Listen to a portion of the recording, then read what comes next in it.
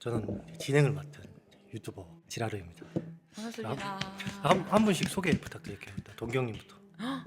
저예요. 저는 근데 아직도 저번에도 그랬는데 저 모임 할 때도 그렇고 필명으로 소개하는 게 저는 아직도 어색해요. 이건 언제쯤 가야 괜찮으실까요? 저도 제가 지금 어색합니다. 지라르라고 하는 게. 잘 다 어색하지 하잖아요. 않아요? 네, 맞아요. 저는 한동경이라고 하고요. 반갑습니다. 소개 부탁드릴게요. 두 분이 호스트시잖아요. 맞아요. 저는 사실 당당했거든요. 네. 근데 이게 호스트 두 분이 약간 지금 쫄아 계셔서. 맞아요. 괜찮아요. 금방 또 괜찮아질 겁니다. 한 10분, 맞아. 20분. 네, 저는 경원님과 정원님을 너무 좋아해서 오늘 오게 된 네, 진혜원이라고 합니다. 반갑습니다. 반갑습니다. 처음에 저희가 이제 초대 제안을 드렸잖아요. 어떠셨어요? 이방인을 했을 때 너무 좋았어요. 이방인. 네. 오. 네, 왜냐면 저는 이방인을 너무 좋아해서 오. 제 인생의 탑 5 안에 드는 책이거든요. 책을 잘 골랐다. 책을 잘 골랐다. 탑5 그러면 작품 이름만 소개해 주실 수 있어요? 탑 5 이렇게 좀 많긴 한데 탑- 사실 어. 탑5가 좀 변하긴 하거든요. 원래 그래요. 원래 그런 거야. 탑5. 원래 사람이란 게 다 탑5? 변하는 거니까 원래 그런 거. 아, 또 기록된 걸 봐야 돼요. 어. 잠깐 봐도 돼요? 세상에는 기록을 또 하시는 거. 난 그런 거 없는데. 나도 없어. 그러면 찾고 계시는 동안 동경님 탑5 저요? 또 찾으셔야 돼요. 저도 뒤에 지금 책꽂이가 있는데. 그럼 제가 먼저 얘기를 할게요. 해보세요. 전 코스모스. 아. 저는 제 인생 한 권 뽑으라면 네. 저 코스모스. 지금은 어. 그렇게 재밌게 읽지는 못하는데 네. 처음 읽었을 때 그 감동이 너무 음. 커서 여전히 코스모스지 않을까. 맞아요. 그래서 코스모스 제가 모임 하는데 한번 왔었거든요. 네. 그러고 나서 한 2주 뒤쯤에 뇌과학 피크닉 모임 가서 저는 이 모임이 제일 재밌다라고 하셨잖아요. 맞아요. 제가 옆에 버젓이 앉아 있는데. 아, 내가 모임 가보셨어요? 아, 저 안 가봤어. 두 분 계시지만 저는 제일 재밌었어요. 내가 모임이. 그쵸. 네, 네. 가장 재밌고. 그렇죠. 그래서 음. 탑5는 선정됐나요? 네, 저는 오늘의 탑5. 이제 오늘 탑 5는 일단 이방인. 이방인. 네. 이방인 너무 좋아하고요. 음. 그리고 이제 카미의 또 다른 작품인 저는 시지프 신화 좋아하고 시타르타 정말 좋아하고요. 그리고 이 책은 좀 쉬운데 개인주의자 선언. 저는 개인적으로 이 책을 되게 좋아하거든요. 그리고 마지막이 최근에 정말 너무너무 재미있게 읽었던 저는 파친코. 파친코 재밌어요. 정말 재밌어요. 영화 그 작품으로도 보셨어요? 아니요, 전 드라마 안 보고 어. 그냥 책으로만 봤거든요. 사실은 저도 코스모스 얘기할까 하다가 코스모스 얘기 먼저 하셨잖아요. 그래서 저는 사실 급하게 파친코를 좀 넣었어요. 식스맨 같은 느낌이었구나. 파친코가. 코스모스도 읽으셨어요? 네. 어? 저 코스모스 대학교 2학년 때인가? 네, 그때 그냥 BBC 다큐멘터리로 보다가 저 책 한번 사봐야 되겠다 해가지고 샀는데 그때는 사실 어렵긴 했거든요. 근데 철학책이잖아요. 그렇죠. 네. 점점 저것도 나이가 들수록 더 좋더라고요. 코스모스는 텍스트가 훨씬 좋아요. 맞아요. 확실히. 네. 그게 오래됐는데도 영상은 옛날 느낌이 많이 나잖아요. 음. 근데 텍스트는 하나도 안 그래요. 여전히 세련됐고 아니 그러면은 코스모스밖에 없어요? 탑5. 나머지는 하루 단위로 바뀌는 맞아요, 것 같아요. 지금 떠오른 게 코스모스. 이기적 유전자도 좀 저를 차갑게 만들어준. 너무 막 젊었을 땐 다 그렇잖아요. 나 이거 할 수 있어.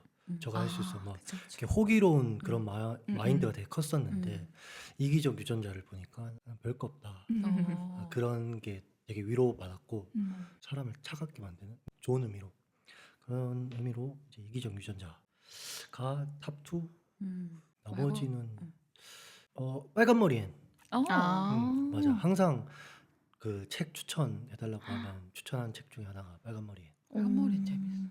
전 솔직히 되게 얻은 게 많지만 그 책을 통해 읽는 내내 좀 힘들긴 했어요. 왜냐면 너무 애니 말이 많아.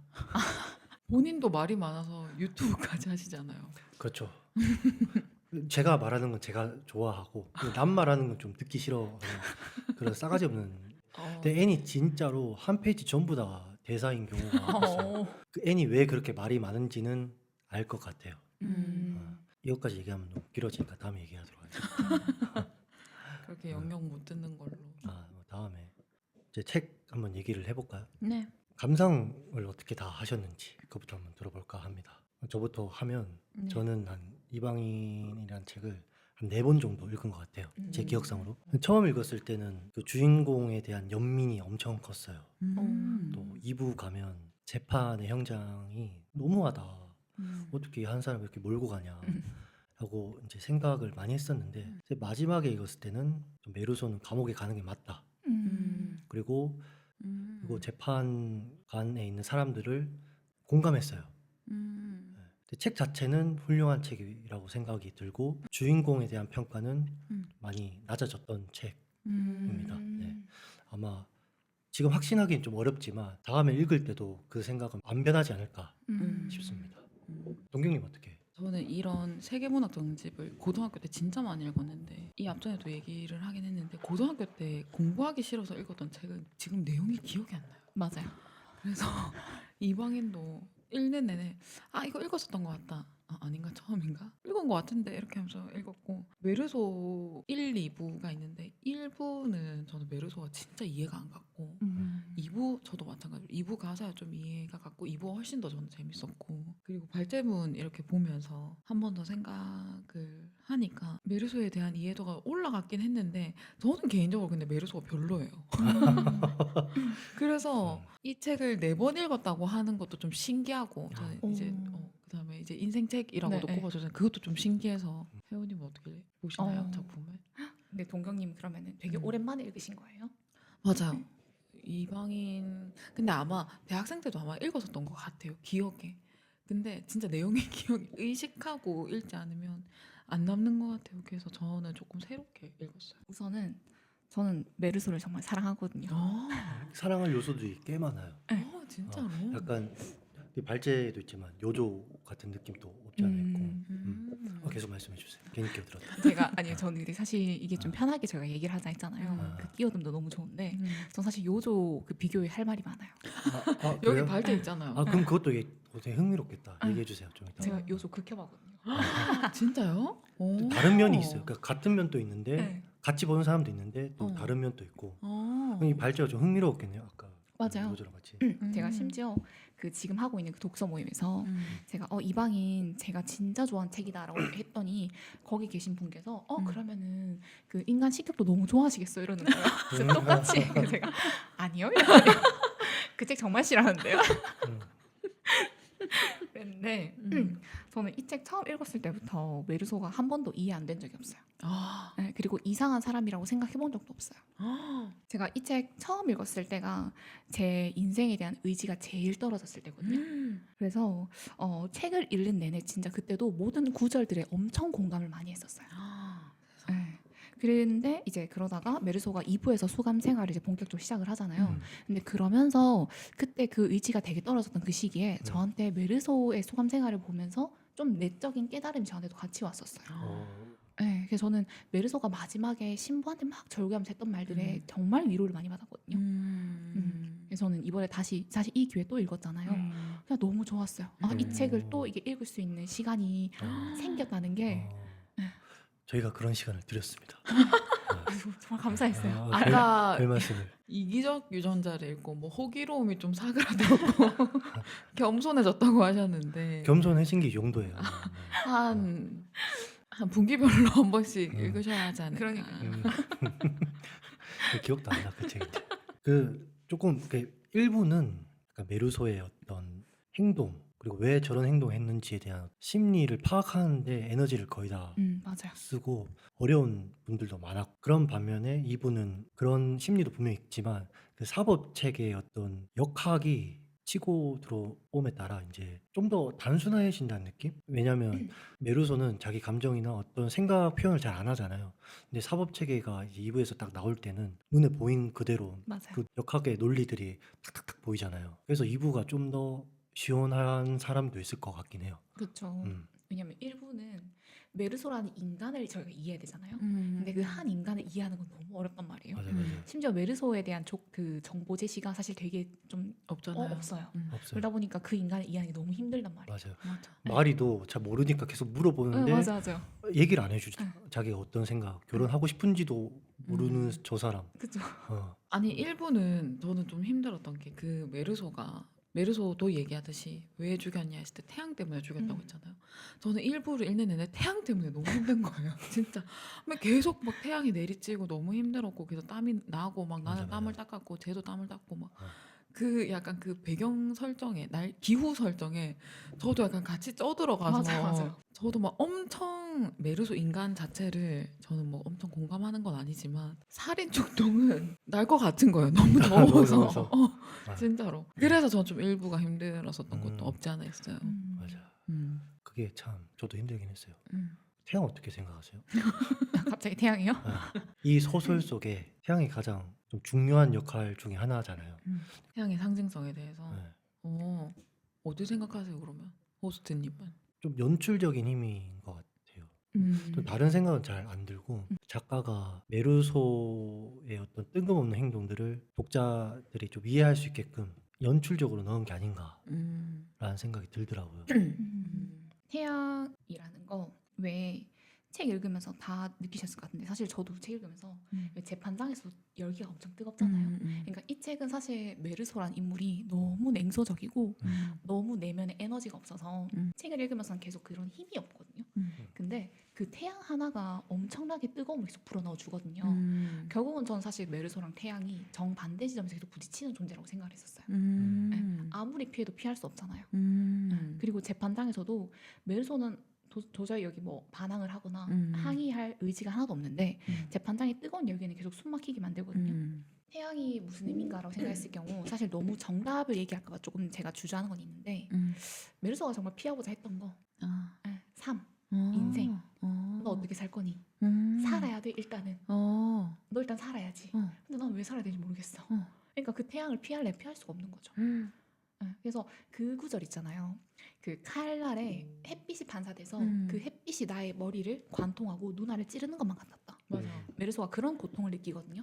결국 저는 그 햇빛이 관통하는 그 얘가 느꼈던 이 고통이 무엇일까 생각해 봤을 때 네, 그건 것 같아요. 나는 살고 싶지 않은데 자꾸 살으라고 하는 것들 생명력 너무 그게 좀 괴롭지 않았을까요? 그게 아니고선 사실은 좀 이해하기 힘든 부분이 있죠. 햇빛 때문에 죽었다? 그 요즘 밈 있잖아요. 둥근 애 미친 거 또 떴네. 그거 있잖아요. 몰라요? 좀 몰라요. 어머나. 아, 릴스 그렇게 많이 보면서 그거 몰라요? 저 좀 더 보겠습니다. 네, 좀 보셔야 돼요. 너무 부끄러운데. 너무 부끄러운데 릴스에 관해서 내가 진짜 어떤 권위가 있다고 생각하고 하루 종일 밈만 보고 계시지. 진짜요? 너무 부끄럽다 이거는. 제가 책 모르는 건 안 부끄러운데 릴스는 다 보는데 내가 그걸 나중에 공유해드릴게요. 저도 태양 진짜 너무 힘들었는데 그래서 태양 나오는 부분을 제가 다 표시를 해봤거든요. 네. 태양만 50 몇 번을 얘가 언급을 해요. 그래서 대단하다 싶어. 저도 똑같은 부분에서 좀 인상이 깊었는데 나는 이제 내 이마 위에서 울리는 태양의 심벌즈와 내 앞의 단도에서 뿜어져 나오는 번쩍이는 빛의 칼날만을 어렴풋이 느낄 뿐이었다. 라는 부분이 있어요. 태양의 심벌즈랑 단도에서 뿜어내는 빛의 칼날이 같은 선상에서 있다는 게 태양은 그냥 항상 있는 거고 칼은 나를 죽일 수도 있는 거고 딱 그 아랍인이 나를 위협하려고 딱 꺼낸 건데 그게 같은 선상에 있는 게 좀 신선했어요 저는. 그리고 너무 힘들었고 더운 거 너무 싫은데 진짜 책 읽는 내내 여름인 줄 알았어요. 제 재판장도 계속 덥다라는 묘사가 계속 나오고 맞아. 저는 그 부분이 메르소를 사랑할 수 없게 만드는 요소 중에 하나예요. 어떤 부분이? 태양이 이제 메르소한테 굉장히 힘든 요소로 이제 다가왔잖아요. 네. 그거에 너무 정신이 팔려 있는 느낌? 실제로 사람 사이에서 중요한 것들이 정말 많잖아요. 진짜로 태양 때문에 사람을 죽일 수 있는 사람, 덥다라는 이유로 상황만 잘 맞으면 다른 사람도 죽일 수 있는 사람, 자기를 덥게 하는 이 태양이 사람의 목숨보다 훨씬 더 중요한 사람처럼 느껴졌기 때문에 저는 이런 부분이 이 메르소를 사랑할 수 없게 하는 요소 중 하나였어요. 그럼에도 불구하고 사랑하는 맞아요.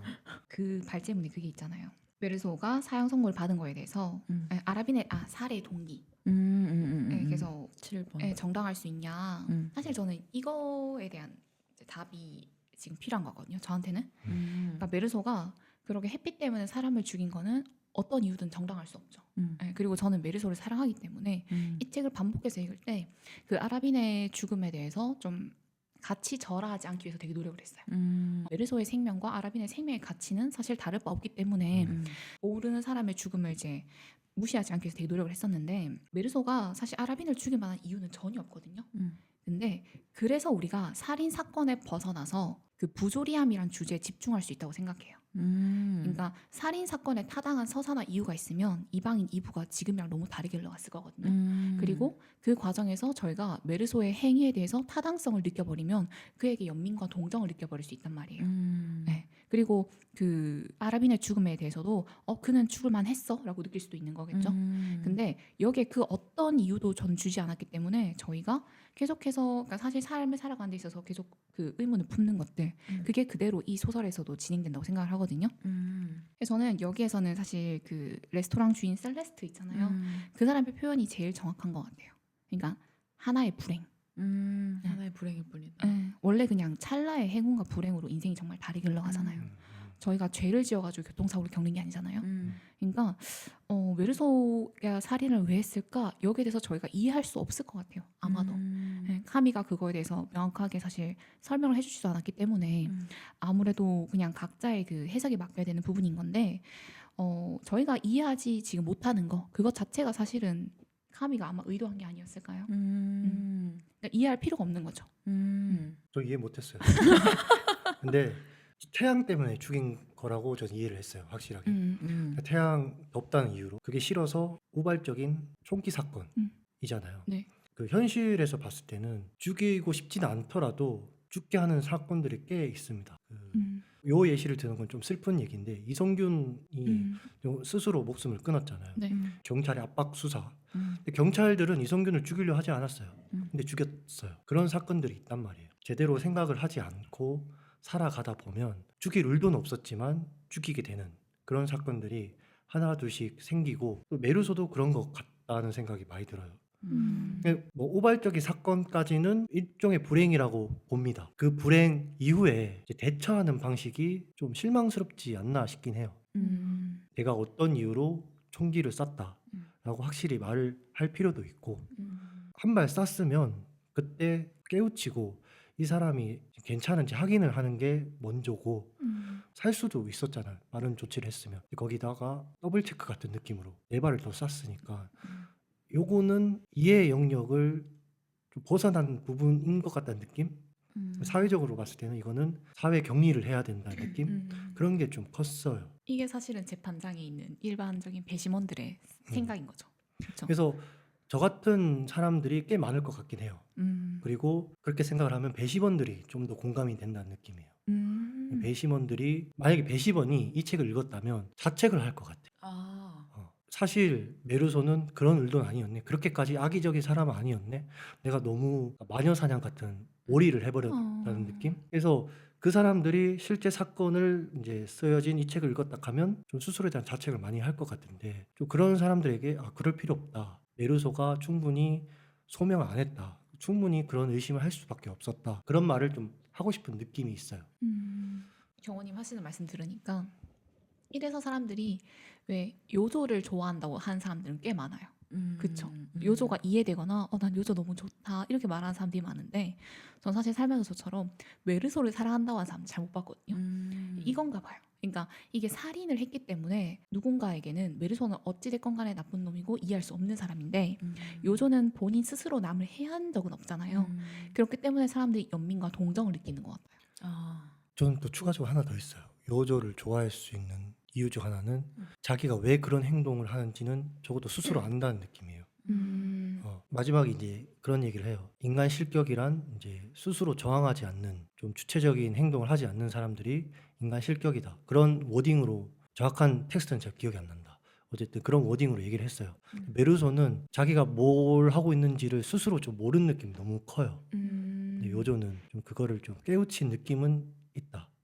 저는 오히려 메르소가 더 깨달았다고 생각했거든요.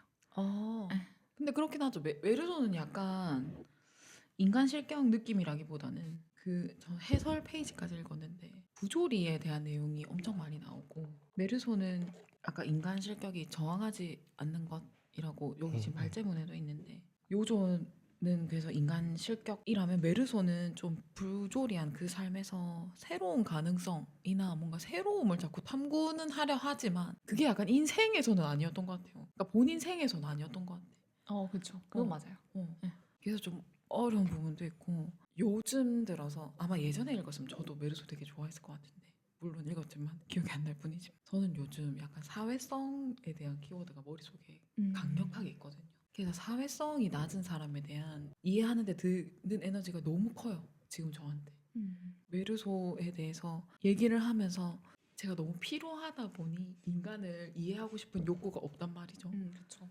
그래서 오히려 이 이해하는 대화를 통해서 이 피로도를 좀 줄이고 싶은 욕심이 지금 있어요. 약간 이 팟캐스트 자체가 이방인 자체가 저 이거 이방인 뒤에 있는 그 해설지도 엄청 찾아보고 딴에는 많이 고민을 하긴 했는데 근데 그럼에도 저는 좀 어렵더라고요. 저는 사랑은 지금은 못할 것 같아요. 언젠간 할 수 있을지는 모르겠는데 메르소를요? 지금은 못할 것 같아요. 살인에서 저는 못 그쵸. 벗어날 것 같아요. 이해는 100만 번 이해는 할 수 있는데 살인 때문에 동감하기는 힘들 것 같아요. 이해는 하나. 사실 여러분들 하셨던 그 일부 모순 있잖아요. 저도 개인적으로 모순을 진짜 좋아하는 작품인데 모순에 대해서 저는 책 읽으면은 제가 좋아하는 구절에 대해서 이렇게 따로 저도 이제 정리를 해놔요. 근데 저는 모순 본문보다 그 양기자 작가님께서 쓰신 작가 노트 맞아. 거기에서 오히려 발췌했던 지문이 훨씬 많아요. 너무 이해가 되고 맞아, 거기서 맞아. 너무 큰 위로를 받는 거예요. 근데 제가 이 발제문 이제 주신 거 읽다가 이거에 대한 답변은 모순에서 얻을 수 있겠다 싶었어요. 네, 왜냐면 제가 되게 좋아하는 구절이 있는데 그 작가 노트에 작가님 쓰신 것 중에 그런 게 있거든요. 그 행복과 불행, 삶과 죽음, 정신과 육체, 풍요와 빈곤 이런 종류의 복합어들이 아주 많이 발견된다. 그 편인들은 아마도 주제에 관한 내 마음의 문의일 터이다.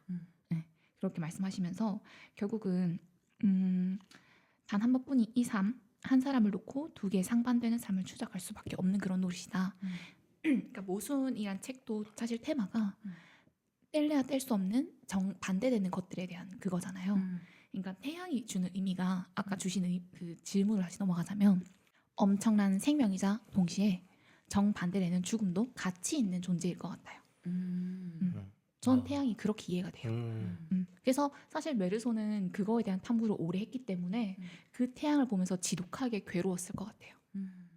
왜냐하면 어머니의 죽음에서도 또 태양은 끊임없이 나를 쫓아다녔거든요.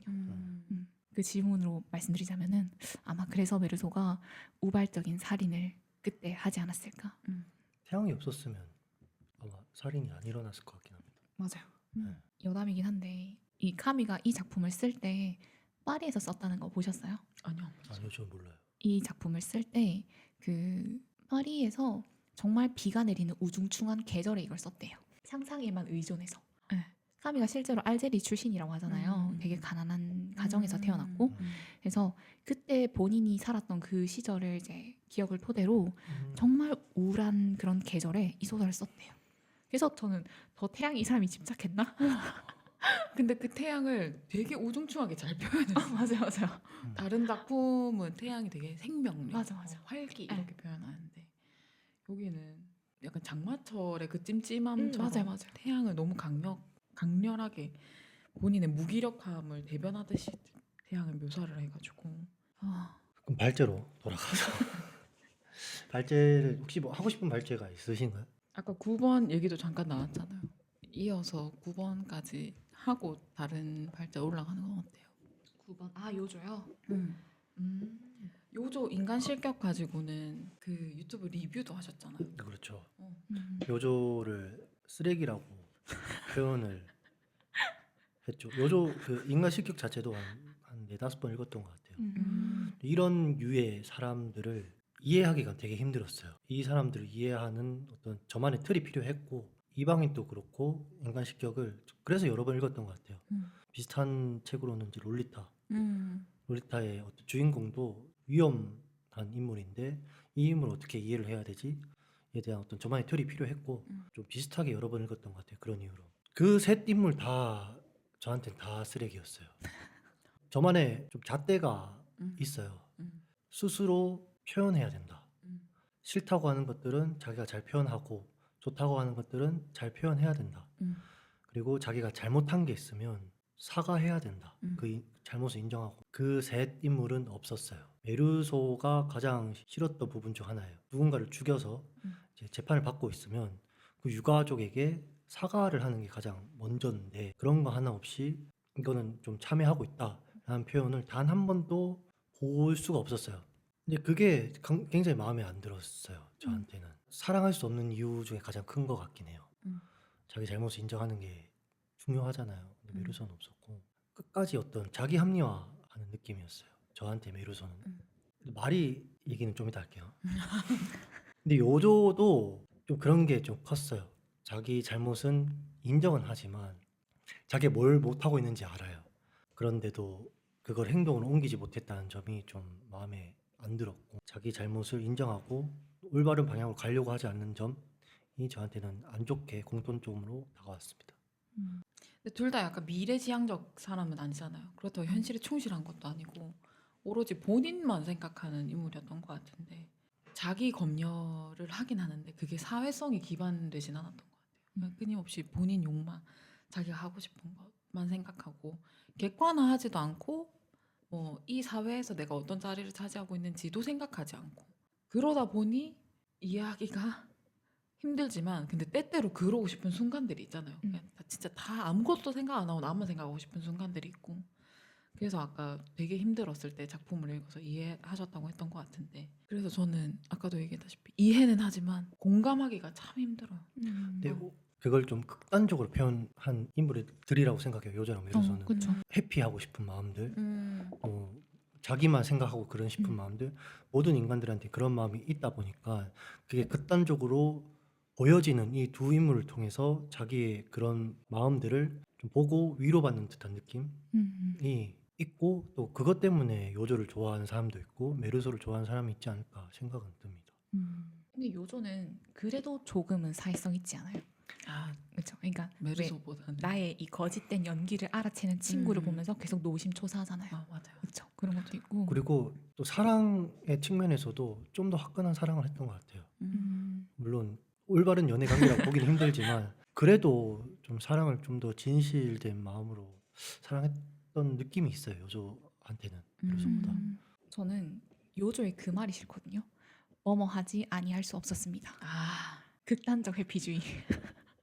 제가 거기에 약간 요조한테 정이 떨어졌어요. 첫 페이지에 있지 않아요? 아, 나는 뭐뭐 하지 아니할 수 없습니다. 첫 페이지에 있었던 것 같은데. 그래서 요조랑 메르소 둘 다 부조리랑 허무주의에 빠진 인물들은 맞아요. 근데 요조는 사실 거기에 이제 극단적 회피형의 인물이라고 생각하고요. 저는 메르소는 사실 정면 돌파형이라고 생각해요. 전 전혀 그렇게 생각이 들지 않는데. 일단 그 얘기는 좀 이따. 그래서 이 말이 사실 많은 사람들한테 라고 하실 수 있는데 부조리랑 허무주의만 놓고 보자면 그거를 느끼는 사람들은 메르소처럼 행동하는 게 맞지 않을까요? 정면 돌파를 한다면.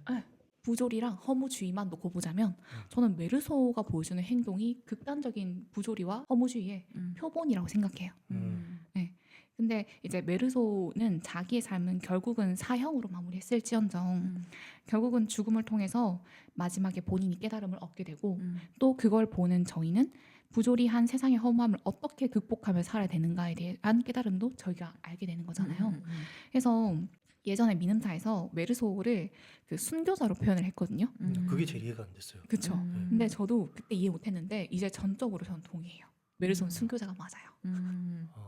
저는 그것조차 합리화라고 생각을 했거든요. 네. 마지막에 어떤 죽음에 대한 깨우침 그게 너무 싫었어요. 너무 싫었어요. 죽음을 앞두고 그런 깨우침을 겪는 사람들이 있긴 해요. 왜 살아야 되나? 어차피 인간은 다 죽는데 왜 살아있지? 왜 죽지 않지? 라는 그런 허무주의에서 깨달음을 얻고 할 수 있어요. 근데 왜 하필 사람을 죽이고 사형 선고를 받고 난 뒤에 그 뒤에 그런 깨달음을 얻었을까라는 거예요. 저는 그거를 메르소한테 남은 건 그거 하나밖에 없어서 그런 것 같아요. 자기 잘못을 인정을 안 하잖아요. 그게 좀 이어졌다고 생각이 들어요. 그러니까 나는 지금 사형 선고를 받지만 남이 나한테 잘못이라고 얘기를 하고 사형 선고를 줬지만 그럼에도 나는 이런 깨달음이 있어. 이 사형을 받아들이는 자세가 굉장히 좀 불편했어요. 아, 내가 정말 잘못했구나. 이런 일을 벌여서 이렇게 사형 선고를 받는구나. 내가 정말 다음 생에 내가 태어난다면 앞으로 이거를 좀 갚아 나가면서 살아야겠다라고 생각하는 방향이 옳은 방향이라고 생각이 드는데 자기를 합리화하는 그 과정 속에서 아, 허무주의는 아니다. 실존주의다. 라는 게 딱 깨우치고 시한부를 겪은 사람들이 그 사람들이 깨우치는 거라고는 진짜 결이 확실히 다른 거죠. 그런 의미로. 왜냐하면 그 사람들은 자기 잘못 없이 불행이 그냥 자기 스스로 이렇게 찾아온 거고 메르소는 자기 잘못이 있는 와중에 그런 일이 일어났으니까 좀 느낌이 많이 달라요. 그 깨달음을 자기 합리화 가정 속의 하나일 뿐이다 라고 저는 생각합니다. 이게 테마가 부조리와 허무주의잖아요. 극단적 부조리와 허무주의에 빠진 인간들은 한 인간의 생명과 지나가는 닭, 개, 돼지의 생명과 그 값어치가 같지 않을까요? 저는 그렇게 생각하거든요. 아마 이게 합리화를 한다기보다 메르소한테는 어머니의 죽음이나 아라빈의 죽음이나 본인의 죽음이나 본질적으로 다 똑같았을 거예요. 그게 되게 위험한 사고지 않나 싶은데요. 그러니까 허무주의, 뭐 부조리라는 게 사회성을 아예 배제시키는 그쵸. 거잖아요. 내가 어차피 죽을 건데 도대체 왜 결혼을 해야 하며 왜 이런 규칙을 지켜야 하며 이 사람이 직장이 뭔지 안 나오잖아요. 나이가 뭔지도 안 나오고 그게 왜 필요하며 그냥 뭐 잔소리 듣기 힘드니까 내가 조금 이렇게 하는 거지 직업의식이라든지 뭐 돈에 대한 열정 같은 것도 없어 보이고 그 어차피 죽을 건데 어머니를 향해서 슬퍼하지 않는 것이나 죽기 직전에 그 사제한테 구원의 메시지를 하지 않는 것이 다 저도 똑같다고 생각했거든요. 합리화라기보다는 그냥 사회성이 일단 제로고 일단 생명이 그냥 어쩌다가 피어났고 어쩌다가 죽는 건데 그 외의 모든 것들을 다 허무적으로 바라보는 사람이라고 저도 읽혔거든요. 그래서 이해하기가 힘든 거예요. 어떻게 사람이 사회 속에서 태어나서 사회성이 저렇게 없나 공감하기가 힘들고. 그러면 그 이번 발제에 한번 얘기를 해보죠. 이게 이해하는 방식. 메르소는 진짜 이해가 어려운 인물이잖아요. 그렇죠. 네, 배우들도 그 이해하기 어려운 인물들을 이해하기 위해서 그분들의 직업을 한번 찾아보든가 어떤 자기만의 어떤 틀을 만들려고 하잖아요. 이제 이해하기 어려운 이 메르소를 어떤 식으로 이해를 하려고 노력을 하셨는지에 대해서 좀 쭉 이어서 얘기하면 좋을 것 같긴 합니다. 맞아요. 근데 저는 그 이게 테마가 부조리, 허무주의 그리고 실존주의와 연결이 된다고 하잖아요. 그 얘기가 되게 좋은 생각이 들어요. 좋은 생각. 근데 저의 입장을 생각했을 때는 너무 공허해요. 그런 그쵸. 인물이 그 사람을 제가 이해하는 방식을 허무주의, 부조리 그런 철학적인 마인드로 접근하면 되게 공허할 것 같아요. 왜냐하면 저 사람은 아, 쟤는 좀 허무주의에 빠져 있구나. 쟤는 이제 실존주의를 앞두고 있구나. 이런 말을 이런 생각들을 잘 안 하잖아요. 그런 표현들이 좀 공허하고 작가 까미가 이제 그런 테마를 냈지만 전 그런 테마를 쌍그리 무시하고 이 책을 읽었고 이 인물을 이해하기 어려우니까 그런 이제 철학적인 이제 태도가 들어오지만 저는 현실 속에 이런 인물이 오면 어떨까라는 생각을 가지고 이제 이해하려고 노력을 했어요. 현실에 혹시 그런 분 만나보신 적 없으세요? 꽤 있죠. 실제로는 그렇게 만나진 않지만 뉴스나 이런 데 보면 꽤 많아요. 직접 만나보신 적 없으세요? 꽤 있긴 한데 음. 지금 생각나는 사람이 없어서 뉴스에서 보면 좀 꽤 있어요. 그쵸. 뉴스에서 보면 꽤 있고 본인 스스로는 근데 허무주의에 빠져본 적 없으세요? 있죠. 그때는 어땠어요? 메르소가 좀 이해가 되지 않던가요? 그러니까 메르소가 이해가 안 된다는 게 아니라 싫다라는 거예요. 싫다라는 거예요. 그러니까 메르소가 이해가 되는데 메르소처럼 살기 싫은 마음이 강하다는 게 크다 보니까 메르소에 대한 혐오감이 있는 거죠. 난 저렇게 살기 싫어. 하지만 이해는 돼. 그게 약간 옮을까봐 피하고 이런 느낌이에요? 허무주의는 좀 전염성이 강하잖아요. 그쵸. 그렇죠. 그리고 저런 사람을 옆에 두고 싶지 않다라는 게 크다 보니까 그런 분들을 좀 혐오한다. 안 보고 살고 싶어요. 그 힘들겠지만 안 보고 살려고 합니다. 그래서 메르소가 순교자예요. 반론해주세요. 그러니까 메르소 러버 반론해주세요. 만약에 그러면 그거 묻고 싶어요. 회원님 근처에 이 메르소와 같은 친구가 있다면 그걸 어떻게 해석을 그런 하실까요? 학생이 수업을 듣고 있어요 지금. 어, 저 학생? 대학 왜 가야 되는지 모르겠고 영어 공부 저 한국에서 살 건데 날 힘들게 날 영어 힘들게 왜 배워야 될지 모르겠고 사회역 동사가 뭐가 중요하며 이거 PP 꼭 붙여야 되냐 이렇게 물어봐요. 이게 10대에서 한 20대 초중반까지는 이런 대화를 한다면 전 이해해줄 수 있거든요. 근데 사실 메르소 같은 인물이 있다면 피하겠죠. 왜냐면 저희는 교육을 받았잖아요. 저희는 그리고 사회적 동물이잖아요. 그러니까 제가 아까 말씀드렸다시피 메르소처럼 극단적인 부조리와 허무주의에 빠진 인간은 동물이나 식물이나 인간의 생명에 대한 모든 가치가 동일할 것이기 때문에 살인을 하는 거에 대해서도 아무런 생각이 없을 거란 말이에요. 근데 그건 안 되잖아요. 그걸 아니라는 건 저희가 다 알잖아요 이미. 예, 그렇기 때문에 메르소 같은 인물을 지금 와서야 제가 교화시키면서 가르치면서 같이 있고 싶진 않아요. 제가 메르소를 이제 좋아하는 이유는 뭐냐면 사실은 메르소라는 인물이 보여주는 모든 면들이 저희가 겪었거나 지금도 저희 마음속에 일부 있다고 생각하거든요. 이 책이 어쨌거나 엄청나게 사랑받는 이유는 뭐냐면 이 대사에 전율을 느끼거나 공감을 하거나 그 위로를 받은 인간들이 많을 것 같아요. 무슨 대사냐면요. 누구나 사랑하는 사람의 죽음을 바라지 않는가. 네. 이 말이 누군가한테는 진짜 폭력적일 수 있지만 사랑과 인간관계, 왜 삶에서 모든 것들이 되게 부채감으로 느껴질 때가 있잖아요. 그러니까 이걸 극단적으로 경훈이 화나신 거 아니시죠? 공감이 됩니다. 뭐 말씀하고 제가 얹을게요. 이게 극단적으로 표현하면 이런 말까지 나오는 것 같아요. 그래서 왜 태어나는 건 선택 아니잖아요. 근데 태어나고 나니까 너무 많은 것들에 대해서 책임을 져야 되잖아요. 나의 이상과는 전혀 다른 부모의 모습과 그 부모의 관계, 그리고 교육 시스템, 민주주의, 자본주의, 연애와 결혼, 전부 다 사회 시스템이 저희한테 가르쳐 준 거거든요. 그런 책임들에 대해서 이제 의문을 품고 태어난 거에 대해서 죄값이 아니라 한 인간의 자유 의지로 이걸 풀어 나가야 함을 알려주는 것까지가 메르소가 보여주는 거라고 저는 생각을 해요. 네, 그래서 사실은 저는 메르소한테 1부에서는 되게 공감을 느꼈고요. 2부에서는 제가 배움을 느꼈던 것 같아요. 와 최고다. 이런 우리 끝내도 되겠는데요? 저는 전율을 느낀 그 메시지가 되게 좋다고 생각해요. 그 메시지를 표현하는 스피커가 좀 이상했어요. 왜 하필 그 얘기를 메르소가 한다는 느낌? 죄를 짓고 자기밖에 모르는 그런 인물이 그런 메시지를 던지니까 저는 소름 돋았어요.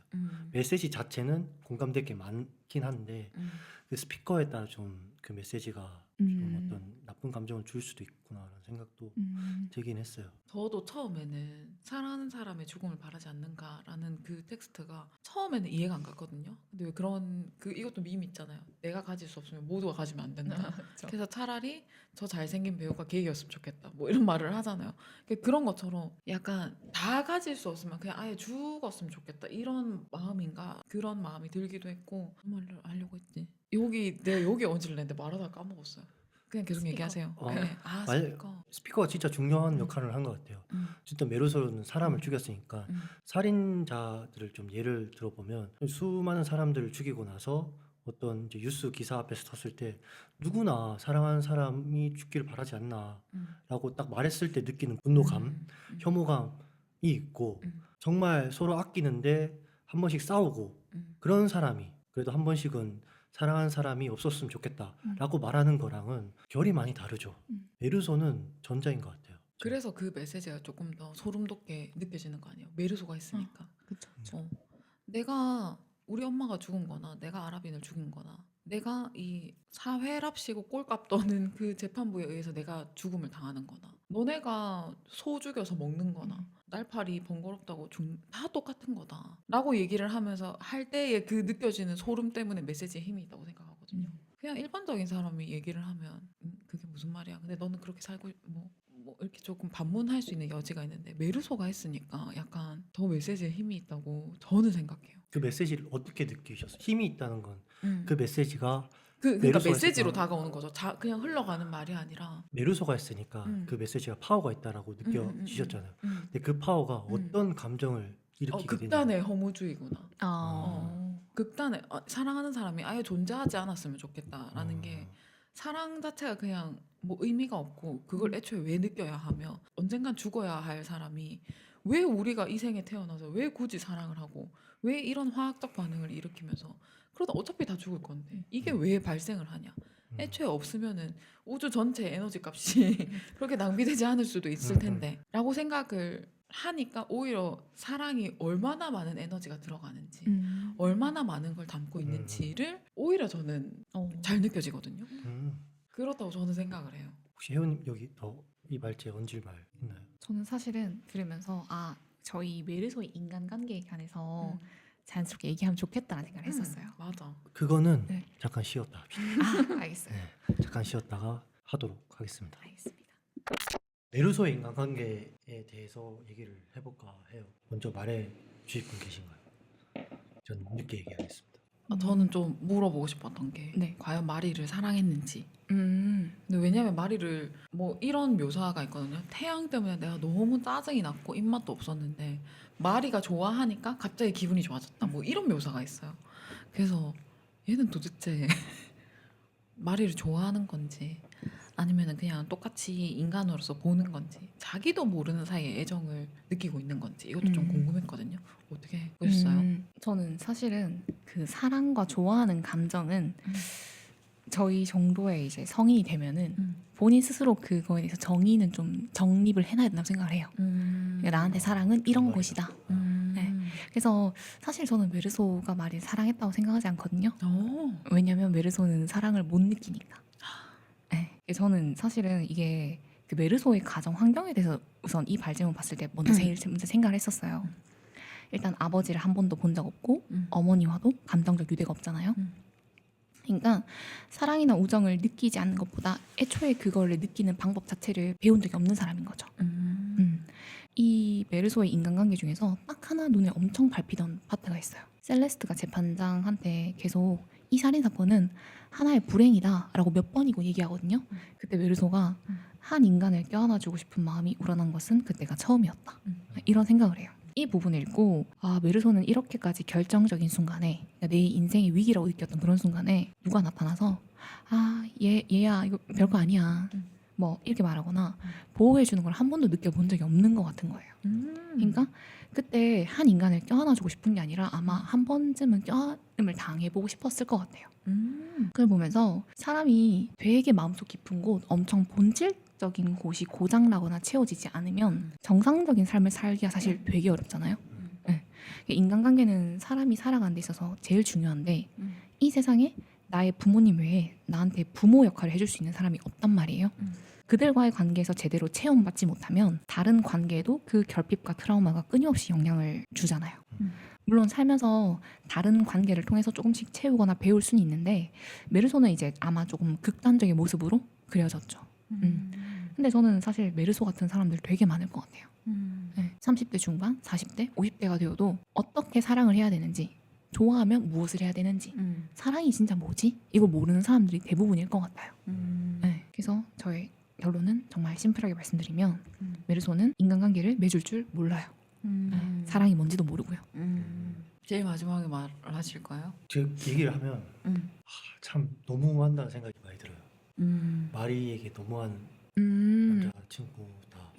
날 좋아하는지 안 좋아하는지 그럼 왜 결혼하고 싶은지 그 얘기에 저는 계속 뭐랄까 해피적인 말들을 너무 많이 하다 보니까 지치거든요. 근데 제일 이해가 안 되는 거는 그래도 나 결혼할래 라고 말하는 그 말이었어요. 그 메르소가 더 이해가 안 돼요. 저는 그 말이 나는 결혼하고 싶어 라고 얘기를 하는데 중요한 게 아니야 라고 말하는 사람과 연애랑 결혼을 할 수 있냐 라는 질문을 했을 때 저는 너무 힘들 것 같거든요. 너무 공허하고 약간 로봇 같아.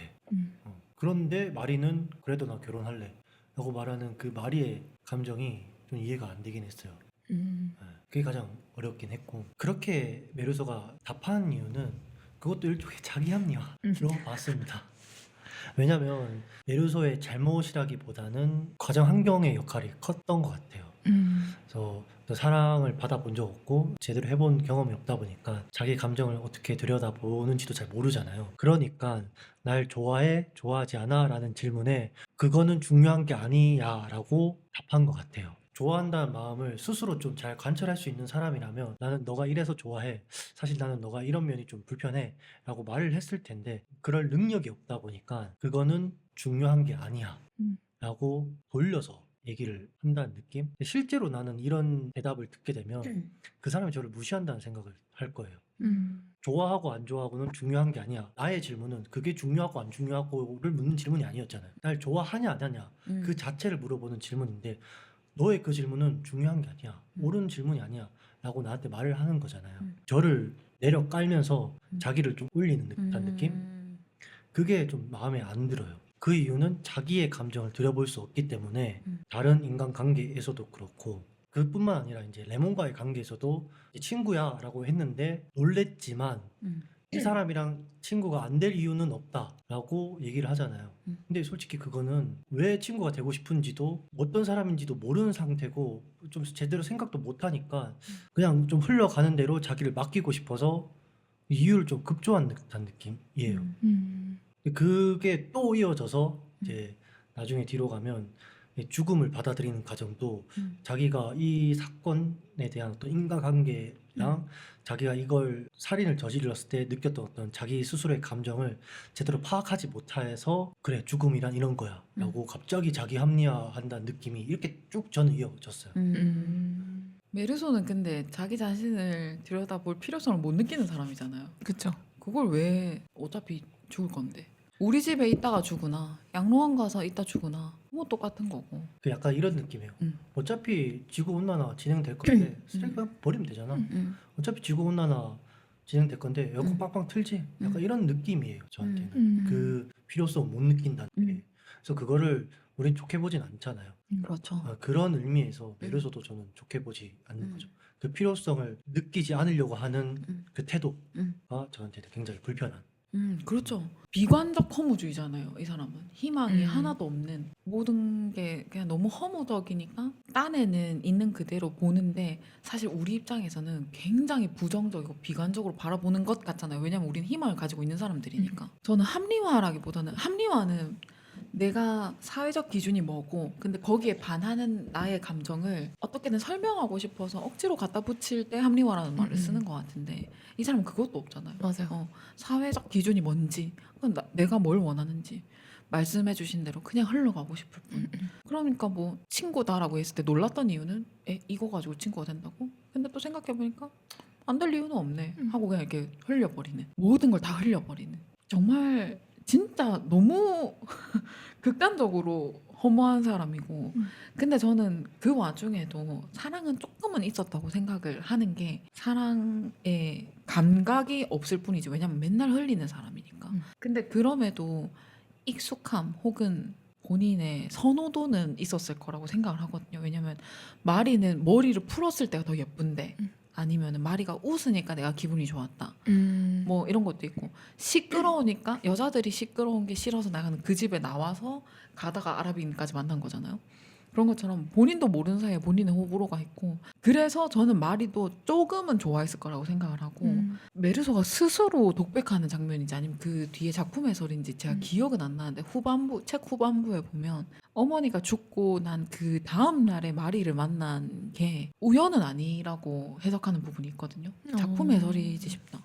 그래서 딴에는 하나밖에 없는 가족을 보내고 물론 장례식 끝나고 난 다음에 난 이제 12시간 내리 잘 수 있어서 기쁘다라는 묘사가 있긴 하지만 그럼에도 그 다음 날에 바다에 가고 싶다. 바다에 대한 묘사도 많이 나오는 게 이거 작품 해설이었지 싶다. 작품 해설에서는 태양을 아빠로 보고 바다를 생명력으로 보거든요. 그래서 태양을 죽이는 것도 아버지에 대한 원망이 약간 이건 좀 너무 과하지 싶은데 아버지에 대한 원망이 뭐 있고 어머니가 죽은 다음에 바닷가에서 마리를 만난 것도 이 사람이 본인은 맨날 흘러보내니까 느끼지 못했던 그런 애착이나 생명에 대한 결핍을 채우기 위한 무의식적인 행동이었을 수도 있다. 라고 되어 있던데 저는 뭐 아버지를 태양에 비유했다까지는 공감은 안 가는데 바닷가에 가서 마리 만나서 그렇게 보냈다는 약간 이해가 가요. 왜냐면 마리가 어머니 어제 죽었다고 했을 때 본인이 약간 흠칫한 것도 있고 재판장에서도 본인 느끼잖아요. 엄마에 대한 질문을 또 하겠구나. 그럼 나한테 또 불리하겠구나. 어느 정도 인식은 하는 상태거든요. 근데 그럼에도 불구하고 본인이 합리화를 하지 않고 있는 그대로로 얘기하잖아요. 난 태양 때문에 사람을 죽였고 잘못했다고 생각도 안 하고 그냥 나는 죽였는데 그게 잘못이 아니라고 생각을 하고 그래서 너무 허무하니까 본인 스스로를 오히려 저는 못 돌아봤다고 생각을 해요. 약간은 본인도 좋아했지 싶은데 왜냐면 그 갇혀 있다가 재판장에서 딱 나왔는데 내가 알던 사람들은 본인이 못 알아봤다고 했는데 마리는 알아봤거든요. 그런 점에서는 좀 마리를 어느 정도는 좋아하지 않았을까라고 생각을 했어요. 저는. 근데 마리한테 어. 자기 합리화라고 계속 제가 주장하는 이유 중 하나가 마리한테는 좋아하고 안 하고에 대한 질문에 모르면 모른다고 답하면 되는데 그게 중요한 게 아니야라고 콕 집어서 얘기를 했잖아요. 그걸 너무 중요하게 생각하는 마리의 태도가 싫었지 않았을까요? 그런 거 아니에요? 그거 싫었다고 저는 생각해요. 어. 싫었다고 생각해요. 왜냐하면 어떤 너 감정이 어때? 라고 묻는 질문이 대답하기 힘들어해요. 왜냐하면 아. 자기가 잘 모르고 그걸 들여다보려고 하면 에너지가 많이 쏟고 또 그거를 제대로 얘기를 못하면 어떤 뭔가 잘못된 인식으로 볼 수도 있으니까 누군가 나한테 네 감정이 어때라고 묻는다면 힘들죠. 아 그건 뭐 그렇지 뭐 그럴 수도 있지 라는 식으로 그냥 흘려보내는 경우도 많고 어떤 면에서 합리화라고 얘기하는지 이제 이해됐어요.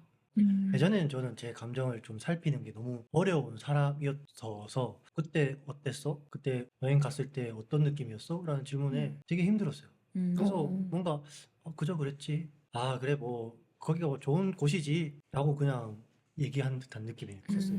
너무 좋았다. 이거 약간 애처럼 보여. 저는 그랬어요. 그러니까 제 경험에는 그랬기 때문에 아. 그 모습이 메루스한테 보였던 거죠. 아. 모르면 모른다고 하면 될 걸. 중요한 게 아니야. 라고 이 말하는 게 그런 저의 어떤 혐오적인 하고 싶지 않은 그런 모습들이 보여서 혐오가 느껴졌고 제 경험상 이거는 확실히 자기 합리화에 가깝다. 저 사실 너무 지금 공감을 많이 하고 있거든요. 왜냐면 저도 감정을 좀 들여다본 게 많이 늦었어요. 30 넘어서 사실은 감정 표현을 좀 제대로 하기 시작했거든요. 근데 그게 어쩔 수 없이 살아온 그 환경이 좀 중요한 게 저의 감정을 솔직하게 터놓고 그거에 대해서 공감과 위로와 지지를 받기가 힘든 환경이었기 때문에 내 감정은 중요하지 않은 거예요. 내가 좋다 싫다 말하는 건 아무짝에나 이 상황을 변화시키는데 힘이 없거든요. 그러니까 저도 그거를 힘이 없는 것들을 버리면서 많이 살았던 것 같아요. 지금 내가 이걸 하기 싫어. 근데 그 감정이 뭐가 중요해? 해야지. 네, 그런 사람이었기 때문에 저 사실 그래서 논의 질문으로 이거 여러분들한테 막 묻고 싶다라는 생각을 하면서 어제 사실은 또 혼자 일기를 2장을 썼어요. 세상에. 세상에 적당히 얘기해 주세요. 일기 얘기 말고 논의 질문이 뭐였냐면은 저는 사실은 메르소의 대답이 좀 이해가 가는 게 뭐냐면 그러니까 좋아하냐라는 질문에서는 좋아한다는 말을 쉽게 할 수 있는데 사랑을 연인이 말할 때가 있잖아요. 근데 사실 저한테는 사랑이란 감정이 쉽게 안 나오거든요. 저 근데 그러면서 나한테 사랑은 뭐지라는 생각을 좀 했었어요. 근데 저한테 사랑을 생각하면 딱 떠오르는 게 2가지가 있어요. 저희 어머니랑 제 조카거든요. 그러니까 조카 러버잖아요. 맞아요. 그래서 여기 신기한 게 언니보다 조카가 먼저 떠오르는 거예요.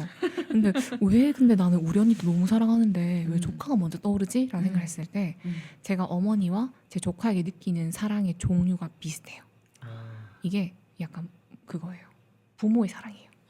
내가 보호해주고 싶고 네, 무조건적으로 다 해주고 싶고 내가 능력이 이거밖에 안 되는 게 미안한 사람들. 근데 저한테 사랑이 난 이거구나 라는 걸 깨달으면서 이때까지 왜 연인들이 저한테 사랑을 물어봤을 때 대답이 쉽게 안 나온지를 알겠는 거예요. 성인 남자에게 부모의 사랑을 느끼기란 쉽지가 않잖아요. 그렇죠. 네, 그러니까 제가 어제 그걸 깨달았어요. 어제 깨달았어요?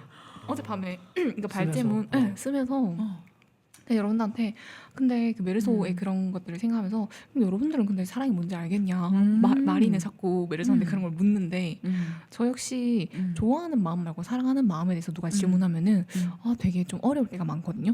그러면서 이제 여러분들한테 동경님이랑은 아시려나? 그 사랑이 뭐 사랑하냐 안 하냐 사랑이 뭐냐라는 질문에 답하기 어려운 거는 굉장히 공감이 많이 가요. 저도 답하기 어려워요. 메르소는 그 답하기 어려운 것을 타인을 낮춰서 얘기를 하는 게 좀 그렇다는 거죠. 사랑이 뭘까? 솔직히 사랑은 조금 말하기 힘들어가 아니라 중요하지 않아. 너의 그 말은 중요한 질문이 아니야 라고 하는 그 태도가 뭐랄까 좀 기분 나쁘게 하는 거죠. 사랑에 대한 질문에 음. 대답하기 어려운 거는 모두가 그럴 거예요. 야, 사랑이 뭐지? 인생이란 무엇일까와 같은 급의 질문이기 때문에 그쵸. 그거는 살아가면서 음. 조금씩 깨달으면 되는 거예요. 그게 모른다고 해서 그게 잘못된 거 아니에요. 근데 안진쟁 같다. 모른다고 해서 잘못된 게 아닌데 근데 인생을 그거를 살아가면서 탐구하는 것이다. 근데 그렇게 하려면 나는 확실히 지금 사랑을 어떻게 대답해야 되는지 모르는 상태다라고 스스로 인정을 해야 되는 그게 아. 필요하다는 거죠. 근데 메르소는 그런 인정이 없고 중요한 게 아니야. 마리를 깔아뭉갰잖아. 실제로 그 얘기를 들으면 난 기분 너무 나쁠 것 같아, 진짜. 계속 하는 말이지만 사랑을 얘기하는 거는 너무 조심스러워요. 마치 이게 조금 뭐랄까 듣는 사람으로 하여금 부담스러울 수도 있을 것 같고 그리고 내가 그 말에 온전히 행동으로 보여줄 수 있을 건가에 대한 어떤 부담감도 스스로에게 있고 맞아요. 요즘은 말은 안 하지만 스스로 그런 생각해요. 같이 라면 먹는데 즐겁다, 맛있다 라고 느끼면 아 이게 조금 사랑이라고 표현해도 되지 않나? 좀 현실적으로 우리가 쉽게 누릴 수 있는 것들. 근데 그 쉽게 누린 것을 감사하게 여기면서 함께 보낼 수 있는 사람에 대한 어떤 감사함. 그거는 충분히 사랑이라고 표현할 수 있을 만한 어떤 힘은 있는 것 같아요, 저한테. 저도 그래서 어제 결심을 했어요. 아, 그 이성에 대해서 느끼는 사랑의 형태를 바꿔야겠다. 이건 내 생각을 좀 고쳐야 되겠다. 어떻게? 부모로서의 사랑을 느낀다는 게 사실 되게 자기 희생적이거든요. 그죠. 그러면 제가 너무 힘들어요. 그리고 그건 제가 봤을 때 다 큰 성인 간에 하는 사랑의 모습이 뭐 궁극적으로 부부 생활을 하고 오랜 세월 서로의 신뢰가 이런 게 쌓이면 그 정도의 사랑을 느끼는 게 옳긴 한데 연애를 하는 단계에서는 사실 그게 별로 옳다고 생각을 하지 않아서 아 이제 성인 남성, 그러니까 저는 이성애자니까 성인 남성에게 연애를 할 때 그들에게 느끼는 마음을 좀 변화를 줘야 되겠다. 너무 내가 사랑을 깊고 큰 거라고만 생각하진 않아야 되겠다라고 어제 결심을 했어요. 저 책 하나 선물해드리고 싶은데 드려도 돼요? 너무 좋죠. 어머머머. 우리가 계속 얘기를 하고 있던 거는 메르소의 인간관계, 어떤 인간관계를 맺는 방식에 대해서 계속 얘기를 하고 있었잖아요. 혹시 더 하실 말씀이 있으신 분이 계실까요? 없어요. 없습니다. 그러면 그 어쨌든 메르소라는 인물은 계속 수동적인 인물처럼 보여지고 계속 흘러가는 듯 따르는 인물 중에 하나잖아요. 그런데 마지막에 이제 설교를 듣고 나서 굉장히 강한 자기 주장을 이제 얘기할 때가 있습니다. 목사의 설교죠. 그때 이제 처음 뭔가 메르소가 표현을 한 것 같은데 왜 메르소는 강한 주장을 했을까에 대해 이제 한번 얘기를 해볼까 합니다. 혜원님은 종교 있으시 불교구나. 네, 저 불교예요. 저는- 불교를 하신다는 저 처음 들었어요. 제 주변에. 아 진짜요? 네, 네. 오. 불교 난 종교 불교요 라고 얘기를 하시는 분 전 처음이에요. 저 아침마다 기도해요. 옛날에는 진짜 마음이 너무 막 어지럽고 불편하면 그 불교 관련 경전들 낭송해 주는 거 스님들 이렇게 맞아. 목탁 치면서 하시는 맞아, 거. 맞아. 그냥 불교가 그 네. 종교 그 메시지 중에 하나가 시대가 흘러가는 거에 자연스럽게 순응하자여서 AI 그 부처님 말씀 아세요? 아니요? 돌아가신 되게 유명한 스님들의 네. 목소리로 AI가 그 법전을 읽어주는 영상이 있거든요. 근데 그게 진짜 몇십만 회 이렇게 조회수가 터져요. 그래서 이 사람들이 생각보다 이런 거를 많이 필요로 하는구나도 저는 좀 느꼈거든요. AI인 거 뻔히 알잖아요. 근데 그럼에도 불구하고 그리고 사실 약간 모든 종교의 메시지가 다 비슷하지만 다 뻔한 말이잖아요. 맞아요. 근데 그거를 AI가 이렇게 기계적으로 읽고 있는 거를 그렇게 많은 사람들이 들으면서 감동의 메시지를 받은 걸 보면서 아 사람들은 의외로 되게 평범한 말들을 필요로 하는구나라는 생각도 좀 했었거든요. 그래서 되게 평범한 말을 하러 들어오잖아요, 이 사제가. 아 그렇죠. 맞아요. 좀 종교인으로 봤을 때는 이 장면이 어땠는지가 좀 궁금했어요, 저는. 아 종교인으로서 음. 그걸 다 떠나서 얘기를 하실 것 같긴 한데 맞아요. 왜냐면은 이게 불교는 사실 뭐 불교도 종파마다의 그건 다르지만 저는 사실 불교는 신이 있지 않은 종교라 생각하거든요. 네, 맞아요. 사실 왜 수신의 그 종교라고 하잖아요. 그러다 보니까 조금 그 신부님이 오셔서 하시는 말씀들이 제가 봤을 때는 종교를 뭐 생각하고 말할 건 아닌 것 같아요. 네.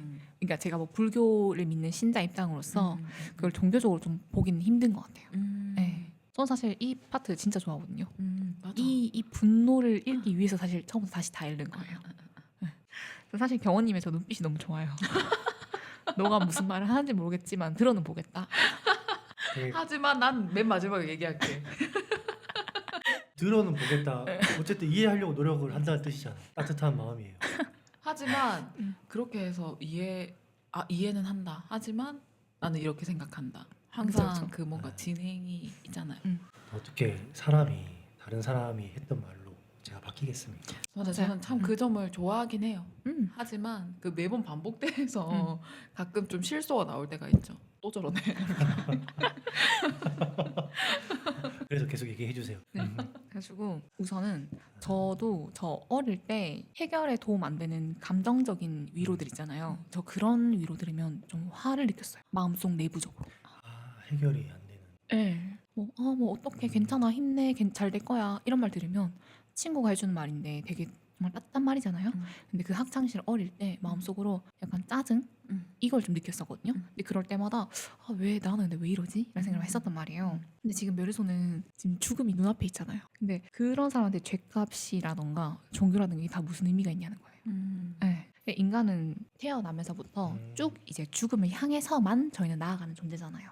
근데 그런 죽음이 지금 마지막 바로 내 앞에 있는데 그 순간에도 인간을 이해하지 못한 채 이제 신에 대해서만 얘기하는 신부가 과연 나한테 무슨 의미가 있냐는 거죠. 내가 우러러보고 그 저 사람의 말을 귀담아 들어야 될 대상이 맞는가.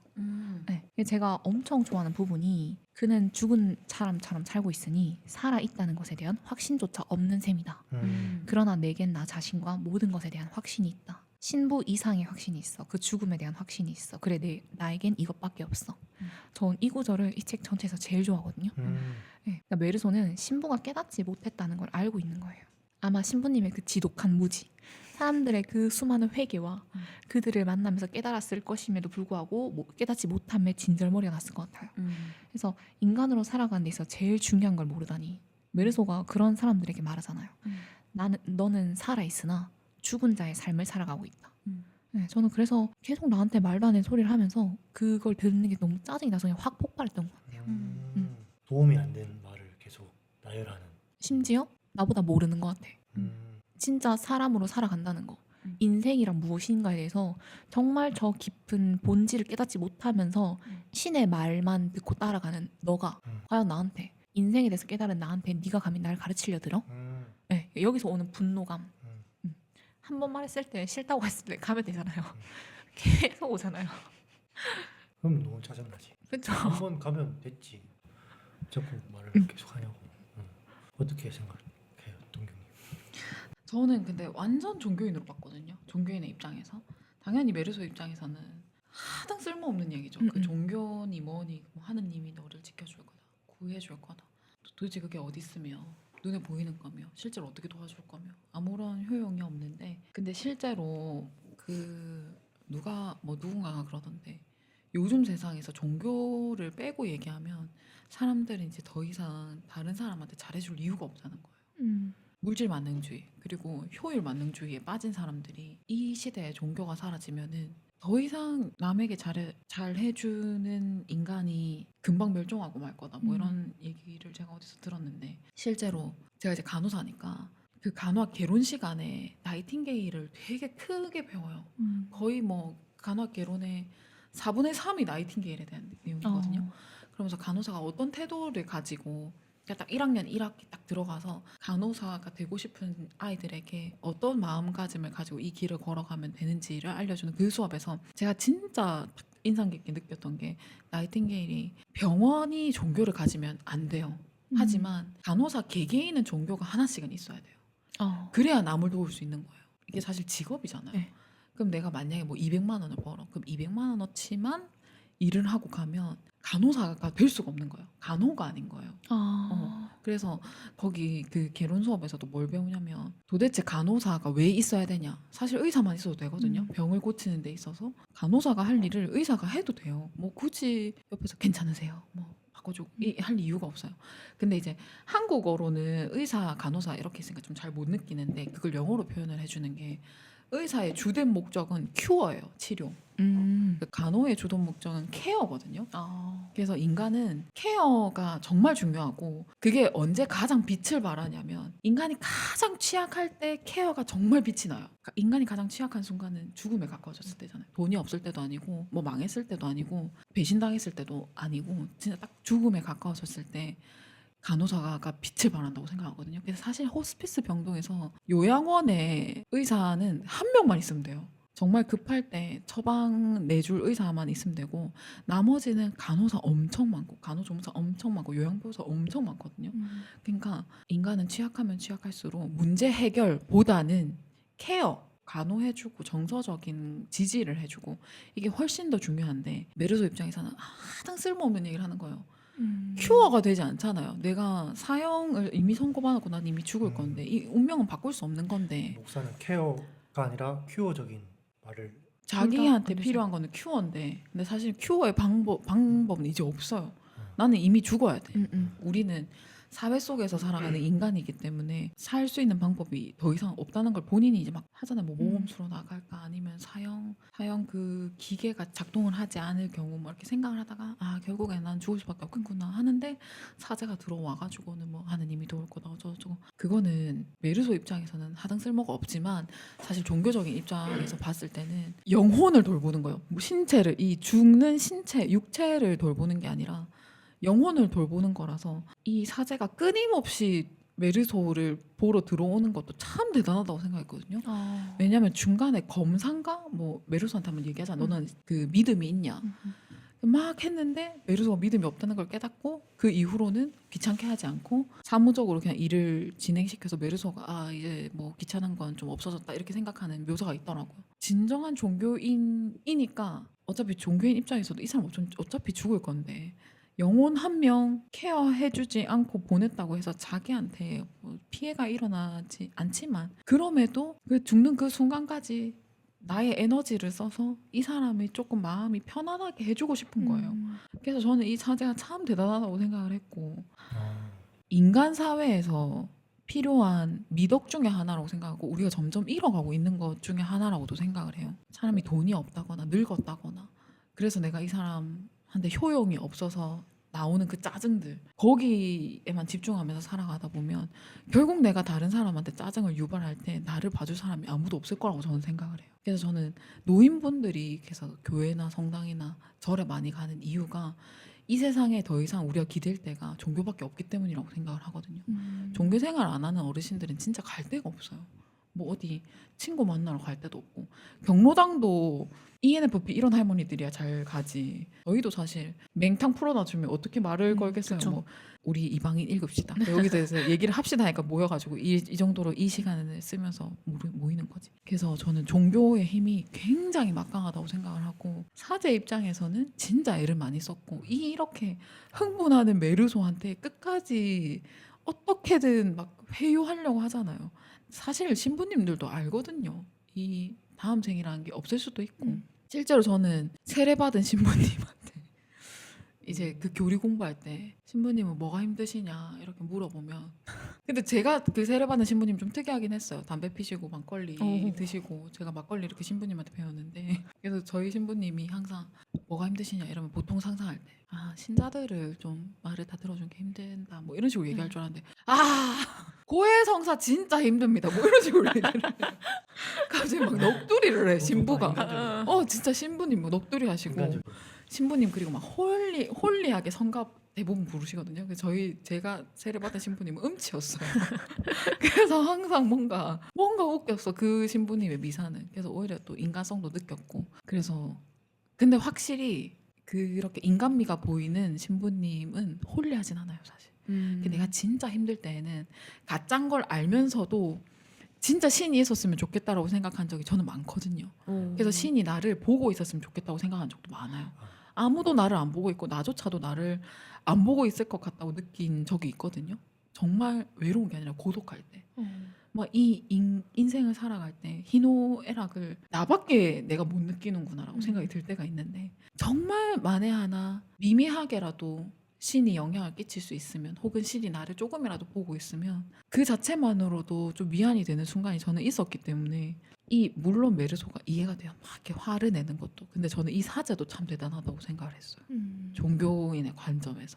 그리고 뭔가 약한 사람을 돌봐야 하는 간호사로서도 이렇게 행동하기가 되게 힘들단 말이죠. 아무리 종교인이라고 해도 한낱 인간일 뿐이거든요. 가장 취약하고 가장 힘들고 아무도 도와줄 수 없을 때 그 단 하나의 희망으로 죽어가는 그 영혼이 조금이라도 편안해진다면 그것만으로도 저는 의미가 있다고 생각을 해서 그래서 저도 참 이 마지막 장면 보면서 메르소가 그 화내는 순간 왜냐면 처음으로 감정을 표출하니까 통쾌하면서도 저 사제의 자세를 보고 아 나도 누군가가 저렇게 액팅아웃을 할 때 저 정도로 조금 케어해 줄 수 있는 사람이 언제 한 번쯤은 내보고 싶다는 생각을 저는 했었어요.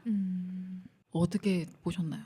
좀 부정적으로 생각을 하면 이건 제가 생각하기도 너무 좀 부정적이긴 한데 그 사제의 입장을 좀 들여다봤을 때 좀 실적 같은 느낌? 있죠. 실적 같은 있습니다. 느낌? 아니면 자기 효능감? 밖에서 일반 사람들에게 설교를 하는 것보다 죽음을 앞두고 있는 사람에게 설득을 하는 게 더 잘 넘어올 확률이 높다고 생각을 해요. 그렇죠. 네, 분명 그럴 수도 있긴 하지만 제 스스로 이런 생각은 너무 그분들을 혹은 이 소설에 있는 사람을 너무 부정적으로 보는 것 같긴 한데 그런 생각이 잠깐 떠올랐고 메르소에게는 이제 남은 게 그거 하나밖에 없다고 생각이 들어요. 나머지는 다 부정당했지만 죽음 앞두고 있는 메르소가 이제 남은 거는 죽음을 이해하는 본인 스스로의 어떤 방식, 자기만의 틀, 이제 그거 하나가 자기를 좀 지탱할 수 있는 유일한 어떤 기둥 같은 느낌이에요. 이제 지탱할 수 있는 게 그거 하나밖에 없는 사람에게 그 기둥을 무너뜨리려고 하면 굉장히 겁이 나요. 또는 굉장히 화가 나고 그렇기 때문에 그 설교가 자기를 무너뜨릴 것 같은 어떤 무서움과 분노에 그렇지. 의해서 화를 낸 게 아닐까라는 생각을 했습니다. 그래서 마음에 안 들었어요. 너무 좋은데요. 동경님 얘기 들었을 때 와 큐어 케어 네, 너무 큰 감명을 받았어요.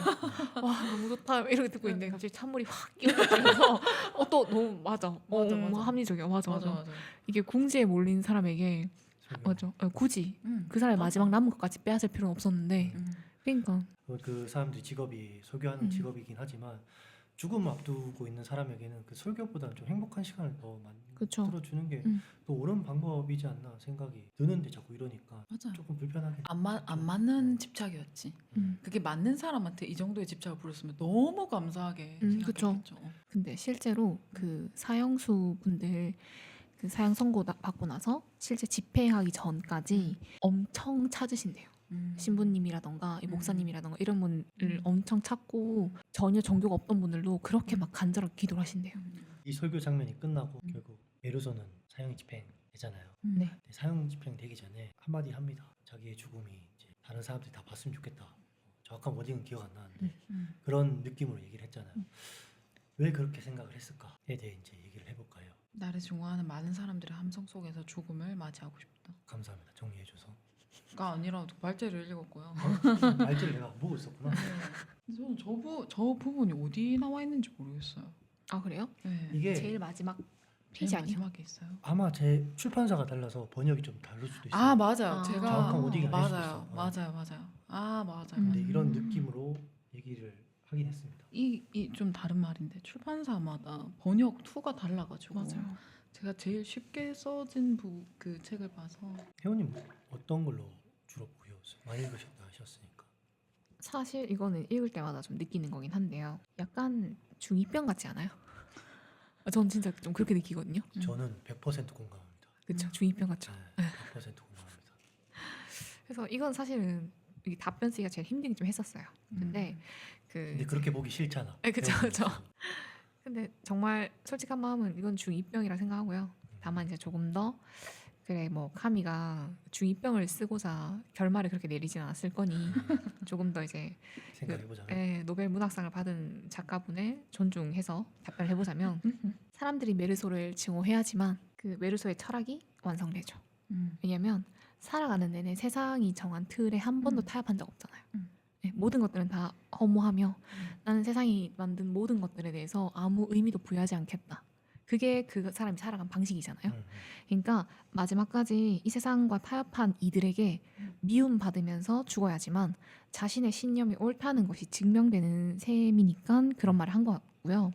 근데 진짜로 증오를 원하진 않았을 것 같아요. 네. 공감이 엄청 돼요. 많은 사람들이 자신의 죽음을 증오로 대해줬으면 한다라고 해야 자기가 생각했던 죽음의 방식이 맞물려 간다고 생각을 해요. 저도 똑같이 생각했는데 약간의 조금 관점이 다른 것 중에 하나가 그냥 똑같긴 한데 범죄자들에게 많이 보이는 모습 중에 하나인 것 같아요. 아이히만 예루살렘 아이히만도 죽기 직전에 내 죽음을 이제 모든 사람들이 내 증오의 함성으로 봐줬으면 좋겠다라고 얘기를 해요. 그렇게 얘기를 하는 게 저는 계속 나오는 키워드죠. 자기 합리화. 자기의 잘못을 신성시하게 만드는 그런 태도가 사람을 믿게 해요. 저는 과한 뭐지? 영심리? 본인이 뭐라고 되는 줄 아는 거죠. 본인이 뭐라도 되는 것처럼 하는 너는 이해하지 못한 나만의 어떤 그쵸, 게 그쵸. 있다. 그거를 좋아하기는 좀 힘들어요. 저는. 그 마지막 부분을 대충 쭉 읽었는데 저는 확실히 얘기를 하고 나니까 훨씬 더 잘 이해가 됐고 진짜 딱 제일 마지막에 증오의 함성으로 나를 맞이해 주기를 소망하는 것뿐이다 라고 소설이 끝이 나네요. 그래서 확실히 죽음 가까이에서 해방감을 느꼈고 그 해방감 때문에 내가 인생을 다시 살아볼 준비가 됐다라고 여기 표현이 되어 있는데 말씀해 주신 것처럼 본인이 이제 관찰해왔던 생각해왔던 그런 태도의 완성으로서 증오에 둘러싸여서 죽음을 맞이하고 싶다고 생각을 한 것 같고 근데 죽는 순간에 너무 증오에 감싸져 있으면 너무 그쵸. 힘들 것 같은데 그러니까 자기 마음을 솔직하게 말하지 못하는 게 그러니까 그게 중2병 같다는 거예요. 응. 사실은 정말 사랑받고 싶을 것 같거든요. 사람이니까. 근데 끝까지 마지막까지 그래 나를 마음껏 증오해라. 마지막 순간이 무섭다라고 끝났으면 저는 더 좋았을 것 같아요. 마지막에 무섭다라고 얘기를 했다면 저는 그 메르소라는 인물을 그 부분만큼 되게 사랑스러워했을 것 같아요. 솔직했다. 저는 그런 것들을 좋아하니까 솔직한 것들을. 이거를 저는 아이만 자꾸 생각이 나요. 그 딱 이런 행동들이 많이 보이는데 그 그렇지. 아이만이 이제 죽기 직전에 그런 얘기를 해요. 포도주 한 병 달라고. 이게 또 멋있어 보이려고 하는 그게 딱 보이잖아요. 그래서 한 병을 그대로 들이켜요. 근데 다 못 마셔요. 반만 마셔. 저 그거 보고 너무 웃겼어요. 원래 처음에 이제 멋있게 한 명 딱 하려고 했는데 독했어. 트럼프 나오고 배부르고. 그러니까 호리호리한 체형이다 보니까 그거 다 못 마셔 어차피 그 멸치라서. 어쨌든 다 못 마시는데 마치 아무렇지 않은데 다시 내려놓고 그리고 나서 했던 말이 증오의 함성이요 이런 말을 했는데 그거를 떠올리면 메르소를 이런 식으로 제가 계속 해석하게 만드는 것 같아요. 그리고 또 한국에 예전에 N번방 터졌잖아요. 네. 저 사실 방금 똑같은 생각했거든요. 조주빈 고맙다. 내 안에 악마를 멈추게 해줘서 고맙다. 자꾸 이게 떠오르는 거야. 그러니까 그 사건을 접하고 나서 또 메르소를 보면 마지막에 좀 솔직해지지. 안타깝다. 나의 메르소에게 조주빈을 끼얹었어. 큰일 났네. 아이만까지는 좀 멀리 있으니까 난 계속 메르소가 되게 마음에 안 들었는데 하렴 정정이 마지막 대사인 거예요 저한테는. 그치 나도 저런 면이 있지 라는 어떤 공감의 감정을 불러일으키면서도 아니야 하지만 나는 그래도 이런 잣대는 들이매야 돼. 그래야 우리 현실 세계에서 우리가 서로 도와가면서 행복하게 살 수 있어 라는 게 계속 쭉 가다가 마지막에 너무 중병스러운 말을까지 하니까 이게 와장창창창창창창창. 와, 이 세상에 중이는 어떤 존재일까요? 응? 중이병이라는 말이 없었으면 이걸 우리가 어떻게 맞아, 맞아. 설명을 했을까? 근데 중2병이 중병은 맞아요. 맞아. 진짜 대단히 심각한 심각해. 병은 맞거든요. 심각하죠. 그러니까 이게 경호님이 그래 하면서 내가 너를 이해해 보겠다. 조금은 이해해 보겠다. 그래 그럴 수 있지 하다가 마지막에 가짜음으로 끝내는 것 같아요. 그러니까 인간이 얼마나 본인한테 취할 수 있음, 본인 스스로 본인에게 취하는 것도 굉장히 심각한 지경까지 갈 수 있다는 걸 좀 알 수 있는 것 같고 대단해요. 맞아요. 대단해요. 근데 이 자체를 또 해석을 또 찾아보니까 죽음 앞에서도 본인의 삶을 꾸미지 않고 죽었다 이렇게 평가하시는 분들도 있더라고요. 저 그 평가는 되게 맞지 않다고 봅니다. 약간 너무 비현실적인 너무 저도요. 이 책 자체를 철학적으로만 보려고 하는 어떤 그쵸. 느낌? 인간적인 것을 좀 안 보려고 하는 느낌이 커서 이 장면을 다 그렇게 해설해요.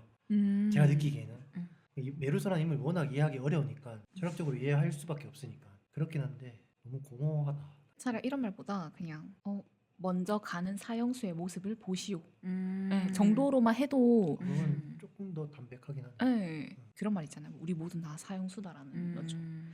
그러니까 차라리 그 정도로만 했었어도 이해가 했을 텐데 저도 이거는 참 좀 이해가 안 됐어요. 읽으면서 그걸 볼 때마다 제 생각은 변하지 않아요. 이건 중2병이다. 저는 근데 그래도 메르소다워서 괜찮은 것 같은데 작품의 완성도로 평가할 때는 그리고 제가 지금 보니까 마지막 그 챕터를 보니까 마리의 얼굴을 찾고 싶었다 이런 문장도 나오고 그 다음에 엄마 삶이 끝날 무렵에 약혼자를 왜 가졌는지도 이제 내가 이해가 된다 이런 부분도 맞아요. 있고 백고동이 울리는데 저게 새로운 출발을 의미하는 것 같다 이런 부분도 나오고 그래서 뭔가 모든 아다리가 다 맞는 거죠 이제 사연까지 증오로 가득 차서 받는 거 딱이네 이렇게. 오히려 완벽했다 그쪽으로는 조금이라도 우리에게서 인간적으로의 공감을 얻었으면 작품의 완성도와 메르소의 인생의 완성도가 확 떨어졌겠죠. 좋은 방식으로 좋은 태도로 끝을 잘 맞이했다라고 저는 생각을 합니다. 약간 메루소 돌려가기 같은 느낌인데 그럴 수 있죠. 차라리 뭐- 조금이라도 갱생하지 않은 너가 차렸다. 일관성이. 그러니까. 네. 맞아요. 근데 마지막 부분에 뭐 조금이라도 인간미가 보였으면 사자한테 이렇게까지 화를 안 냈겠죠. 맞아. 나는 이걸 끝까지 관철시키고 싶고 그래서 막 화를 내고 으악 이렇게 하다가 가야죠. 제가 전체적으로 메루소를 좀 안 좋게 평가를 했지만 메르소에게 사랑까지는 아니더라도 인간적인 감정들, 좋은 감정들이 떠올렸던 순간들이 있긴 있어요. 이제 그 살라마노 영가 걔가 죽었을 때 왜 어머니가 생각나는지 모르겠다라고 하는 부분, 그리고 그 엄마가 없는 이 집이 넓게 느껴졌다고 하는 부분, 자기도 모르는 어떤 어머니의 부재를 느끼는 거잖아요. 이게 좀 안타까운 느낌이었고 사랑스러운 느낌이 있었어요. 그걸 봤을 때는. 살라마노 영감님도 한 가지 저한테 좀 마음을 울렸던 게 있거든요. 새로운 개를 그럼 들이면 되지 않냐라고 하는데 혹시 기억나세요? 난 이미 이 계획이 길들여졌다고. 그래서 그 아내에 대한 얘기도 똑같이 해요. 그 아내에게 익숙하다고 했나? 네. 그래서 그때 그걸 보면서 이 영감님에게 사랑은 이런 건가? 라는 생각을 했었거든요. 걔를 개패듯이 해놓고. 근데 기본적으로 메르소는 다른 관점을 좀 평가를 해보자면 예측하기 어려운 인물이에요. 일관성이 없고.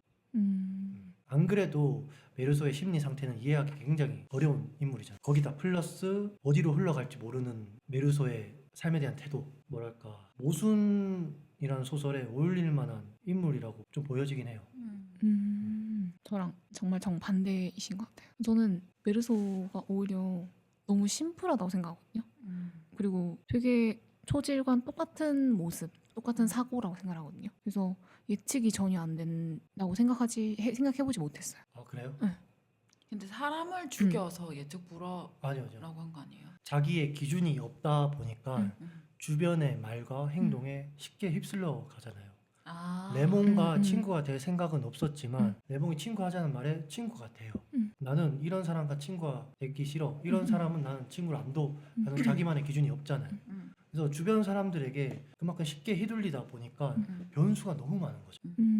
원래 삶은 변수가 많긴 하지만 그래도 자기만의 기준이 있는 사람은 그래도 저 사람은 저런 말에 휘둘리지 않아. 그 사람만의 어떤 일관성이 우리는 예측을 하고 싶어 해요. 근데 좀 힘들다는 거죠. 주변 인물에게 너무 수동적으로 흘려가기 때문에 그런 면에서 예측하기. 근데 저는 그렇기 때문에 마리가 결혼하고 싶어 했을 거라고 왜요? 왜냐면 얘기하면 뭔가 해주잖아요. 마리는 그냥 되게 밝은 사람이잖아요. 그렇죠. 너무 순수한 인물. 밝고 순수하고 근데 마리가 남자를 안 만나봤을 거라고 생각 안 하거든요. 근데 조금이라도 쪼가 있는 남자를 만나면 마리는 자기랑 상충했을 때 이 남자랑 부딪힌 그 갈등을 풀어서 자기 방식으로 이렇게 오게끔 하는데 노력이 많이 들었을 것 같아요. 근데 메르소는 조금 이렇게 하면 될 것 같으니까 가자 시원하잖아. 가기 싫은데 여기 태양 너무 뜨겁고 가자 그러면 그래. 아까 얘기하신 것처럼 좀 심플한 면도 있고 응. 자아가 없는 면도 있어서 마리가 오히려 조금만 영악했으면 배를 구워 삶았을 거라고 저는 생각해요. 저도 마리에 대한 생각은 완전 다른. 음, 저는 순수함이 음, 저에게 마리의 키워드입니다.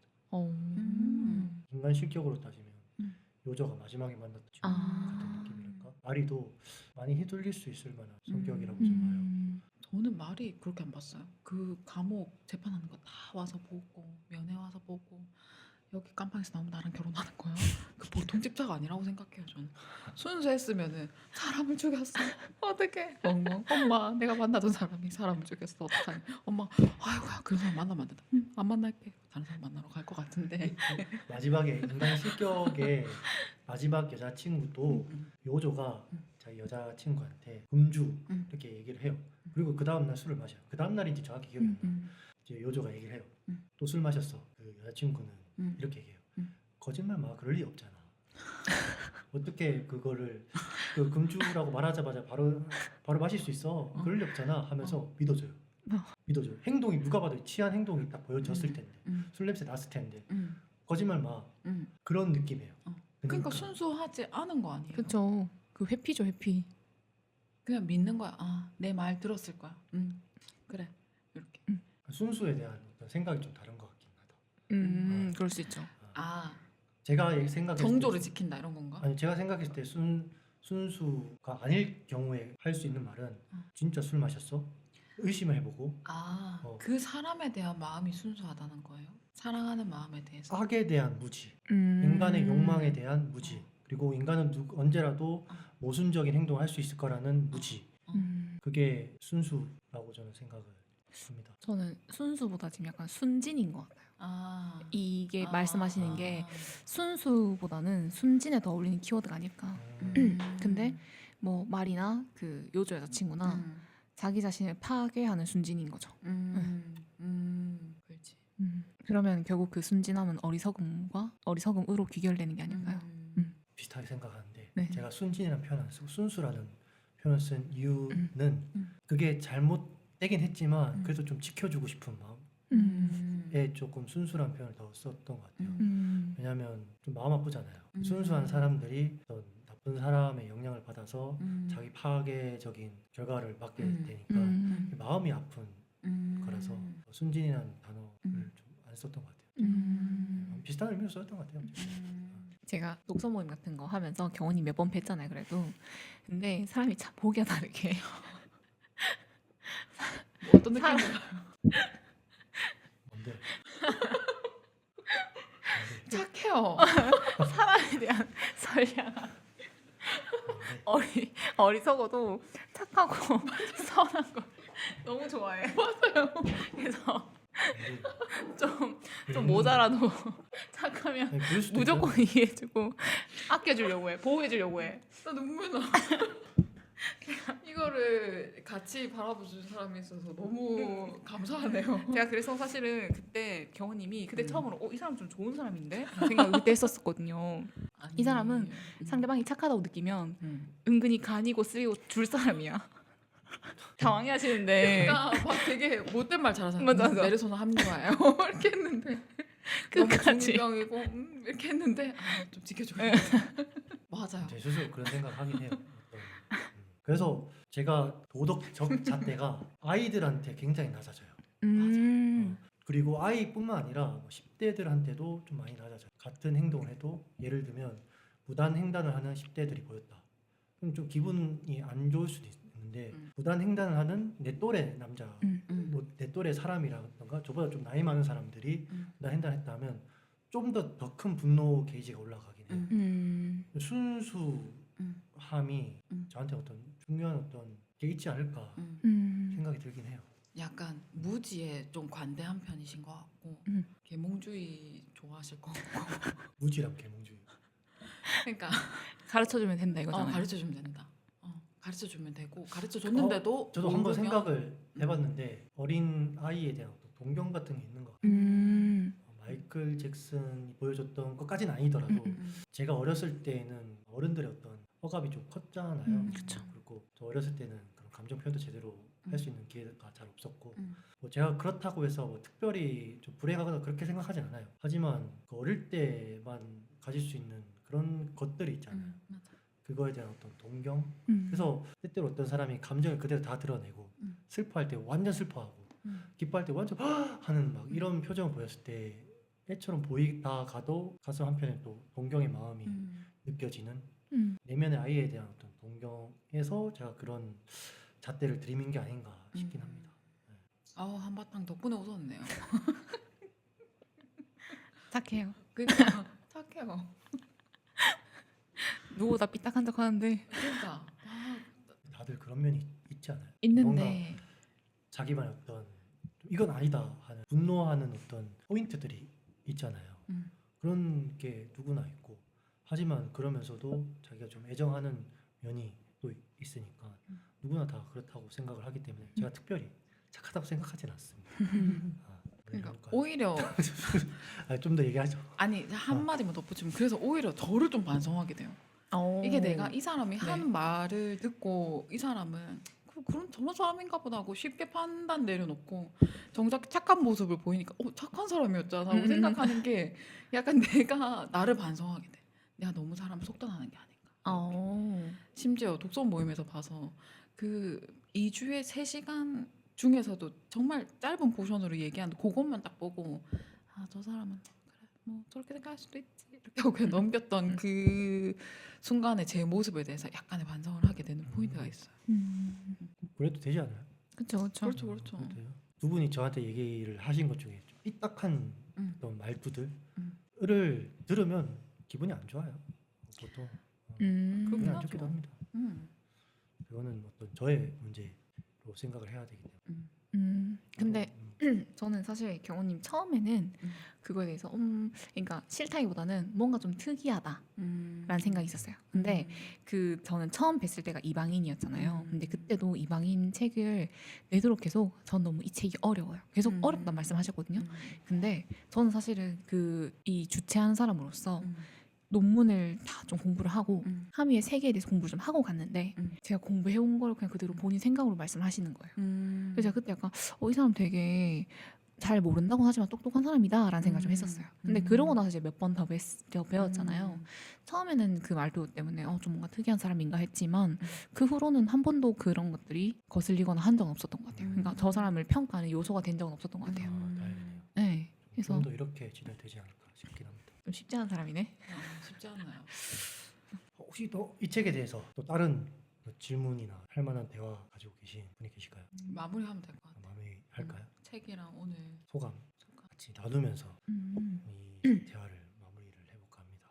중간에 그 녹음 뭔가 중지됐을 때 시겁했습니다. 그쵸. 시겁하긴 했는데 팟캐스트의 소감이 녹음 중지됐을 때 시겁했다. 맞아요. 엔지니어였잖아요. 그리고 오늘 또 엄청 신경 쓰고 돈을 퍼부은 팟캐스트 첫 녹음이었는데 투자죠. 아, 즐거운 투자. 대화를 위한 투자고 앞으로도 계속 할 거고 이거까지 샀어요. 이거 멀티탭 멀티탭도 그리고 샀어. 선도 많아질까봐 이런 것도 맞아 한번 이거까지. 와. 충전기도 맞아요. 집에 하나밖에 없네요. 2개 더 샀고 뭐 사고. 근데 선 정리를 못해서 또 선 정리는 제가 했어요. 왕 다 묶어버리던데. 메루소에 대해서 얘기를 할 수 있다는 점에서 너무 즐거웠어요. 음. 왜냐하면 저는 메루소를 이해를 해야 됐었어요. 이해하기 어려웠으니까 이런 인물을 제가 어떻게 이해를 해야 되나. 솔직히 철학, 뭐 실존주의, 혐오주의에 대한 해설들이 많았는데 저한테 너무 공허했어요. 그런 논문들, 지식인의 어떤 위선 같은 느낌이에요. 문화적 위선, 지식의 위선. 그래서 좀 와닿지 않았고 저만의 틀이 필요했고 제 스스로는 그 틀을 잘 만들었다 생각이 들고 제가 만든 그 틀에 대해서 얘기를 할 수 있는 기회가 이 시간에 주어져서 행복에 가까운 시간이었다. 그 얘기를 들어주셔서 너무 감사하고 다른 생각도 들을 수 있어서 좀 그 틀을 좀 더 견고하게 만든 시간이 아니었나 싶었습니다. 동경님 그다음 얘기해 주세요. 저도 거의 이제 처음 읽었다고 말해도 무관한데 저도 되게 어려웠는데 좀 조금씩 풀어가는 느낌이라서 시간을 참 잘 가졌다라고 생각이 들고 심지어 또 메르소 러버가 오셔가지고 조금 더 호의적으로 작품을 대할 수 있어서 그래서 더 이해하기도 쉽고 공감 가는 부분도 조금 더 많았고 이제 조금 한두 번 더 읽고 나면은 말이 왜 이렇지? 다음에 또 읽게 되면은 또 다른 방식으로 작품을 접할 수 있을 것 같아서 되게 좋았고 확실히 둘이 할 때보다 셋이 할 때 훨씬 재밌네요. 다 이게 혜원님 덕분. 그러니까 내일 다시 부르겠습니다. 내일 쉬잖아요. 이제 내일 쉬죠. 내일 혜원님 일하시잖아요. 내일 일하시- 내일요? 내일 월요일이죠? 아 네. 그 혼자 쉬니까 내일 부르겠다는 얘기가 장난으로 나오는 거예요. 저 안 쉬거든요. 안타깝네요. 어쩔 수 없다. 선한데 그쵸? 내 죄는 선한데 아니잖아. 배려심은 좀 부족하다. 그럴 수 있죠. 사회성이 떨어지는 거. 너무 재밌었고요. 네. 이게 기록에 남길 수 있어서 좀 뿌듯해요. 이 대화를 우리 보통 그냥 모임하면 진짜 너무 좋았다 이렇게 하는데 맞아. 흘려가잖아요. 네. 내가 아무리 필기를 해도 그거 다시 보지 않는 이상. 근데 그래도 팟캐스트는 뭐 흘러가듯이라도 틀어둘 수 있고 맞아요. 한 번 더 생각할 수 있으니까. 자기가 나왔다고 생각하면 여러 번 봐요. 맞아요. 저도 제 팟캐스트 네. 제 영상조차도 한 10번씩 봐요. 팟캐스트도 맞아. 한 3번 들었던 그 1시간 반짜리 영상. 맞아. 그리고 그래서 너무 그 감사하고. 독서 모임 할 때 뭐 계속 적잖아요. 다시 맞아. 보기가 맞아요. 생각보다 어려워요. 잘 안 되잖아요. 맞아요. 그래서 아주 뜻깊고 의미 깊고 값진 시간이었어요. 짝짝짝짝짝짝. 짝짝. 저는 제가 이 책을 되게 좋아하잖아요. 근데 저는 어릴 때부터 했던 생각인데 사실 저는 굳이 엄청 살고 싶진 않거든요. 네. 근데 뭐 죽고 싶은 것도 아니에요. 근데 굳이 살고 싶지도 않아요. 그래서 사실 메르소를 좀 잘 이해했어요. 네. 잘 이해했고 저 그래서 사실은 진짜 매일 아침마다 눈 뜨자마자 하는 말이 있거든요. 오늘도 내가 좋아하는 일 하면서 살아야지. 그냥 자기 기도문이에요. 거기서 하루를 시작을 하는데 그러니까 어차피 죽을 거잖아요. 그냥 태어난 것도 억울하고 죽는 것도 전 억울해요. 네. 그러니까 태어나게 했으면 죽이지 말던가. 죽이게 할 거면 그러니까 태어나게 하지 말던가. 그런 생각들 한 번씩 다 하잖아요. 네. 이래저래 억울하잖아요. 그래서 어차피 저는 자이든 타이든 무조건 죽음을 향해서 나아가기 때문에 저는 매일매일 하나씩 좋아하는 일을 하려고 해요. 그래서 이 팟캐스트도 응했던 게 뭐냐면 사실 저는 말을 하면서 먹고 사는 직업인데도 제가 말을 잘한다고 생각하지 않거든요. 그리고 진짜 이거 진심이에요. 그래서 독서 모임 할 때도 그러니까 뭐 동경님도 그렇고 뭐 경호님도 전 사실 경호님 말 진짜 잘 하신다고 생각하거든요. 저희 뭐 아까 리나님 얘기도 했지만 너무 말을 잘하시는 분들 많잖아요. 그러니까 이게 지식을 잘 풀어내는 게 아니라 본인의 생각. 근데 그 바탕에는 사회에 대한 이해와 선이 깔려 있어요.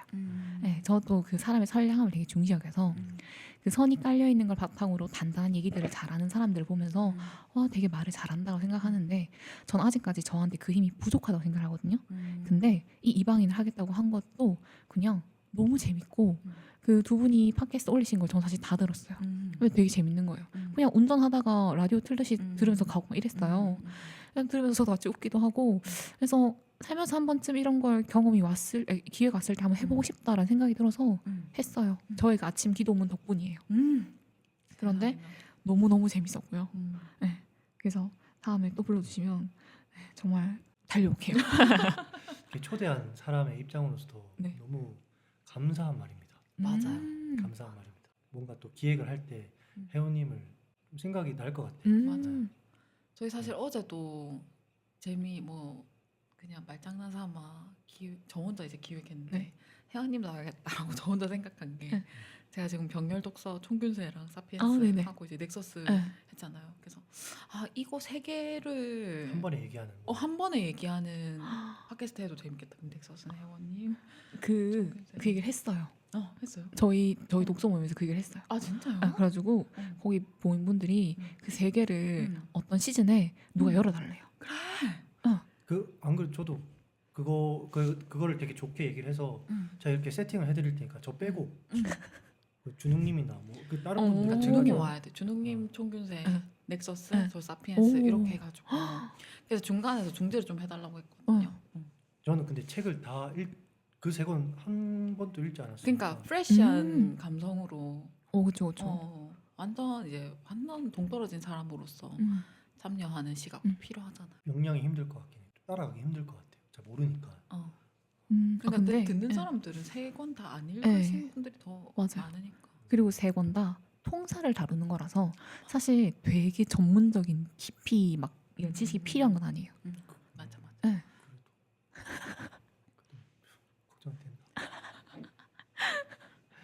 만약에 저희가 또 한번 초대를 하게 된다면 현님 만약에 하고 싶은 뭐 주제나 뭐 책이나 영화 같은 게 있을까요? 그거에 맞춰서 저희가 해드릴게요. 어머. 맞춰야죠. 맞춰서 다음에는 빵 같은 거 사오시지 마시고 네. 맞아. 좋아하는 거 말씀 주시면 제가 준비해 놓겠습니다. 어머. 너무 호의적으로. 너무 과하다 싶으면 안 되고 적절하게 되게 이런 거 안 되고 되게 치킨 정도 괜찮잖아요. 되게면 저희가 쫓아낼 겁니다. 그런 얘기 할 거면 이 사람 미쳤나? 근데 되게 먹을 거면 차라리 그냥 유튜브로 찍어야 돼. 그쵸. 카메라 나오는 거 어떠세요? 괜찮으세요? 카메라요? 저는 상관없을 것 만약에 같긴 한다고 한데. 하면 저희가 또 예산 부족 카메라 한 대밖에 없어요. 그래서 여기 딱 해서 한쪽 방향으로만 찍히는. 아니면 본인 셀카 본인이 찍어서 전송해줘야지. 그러니까 한 번 그렇죠. 줬다고 하시니까 별의별 상상을 다.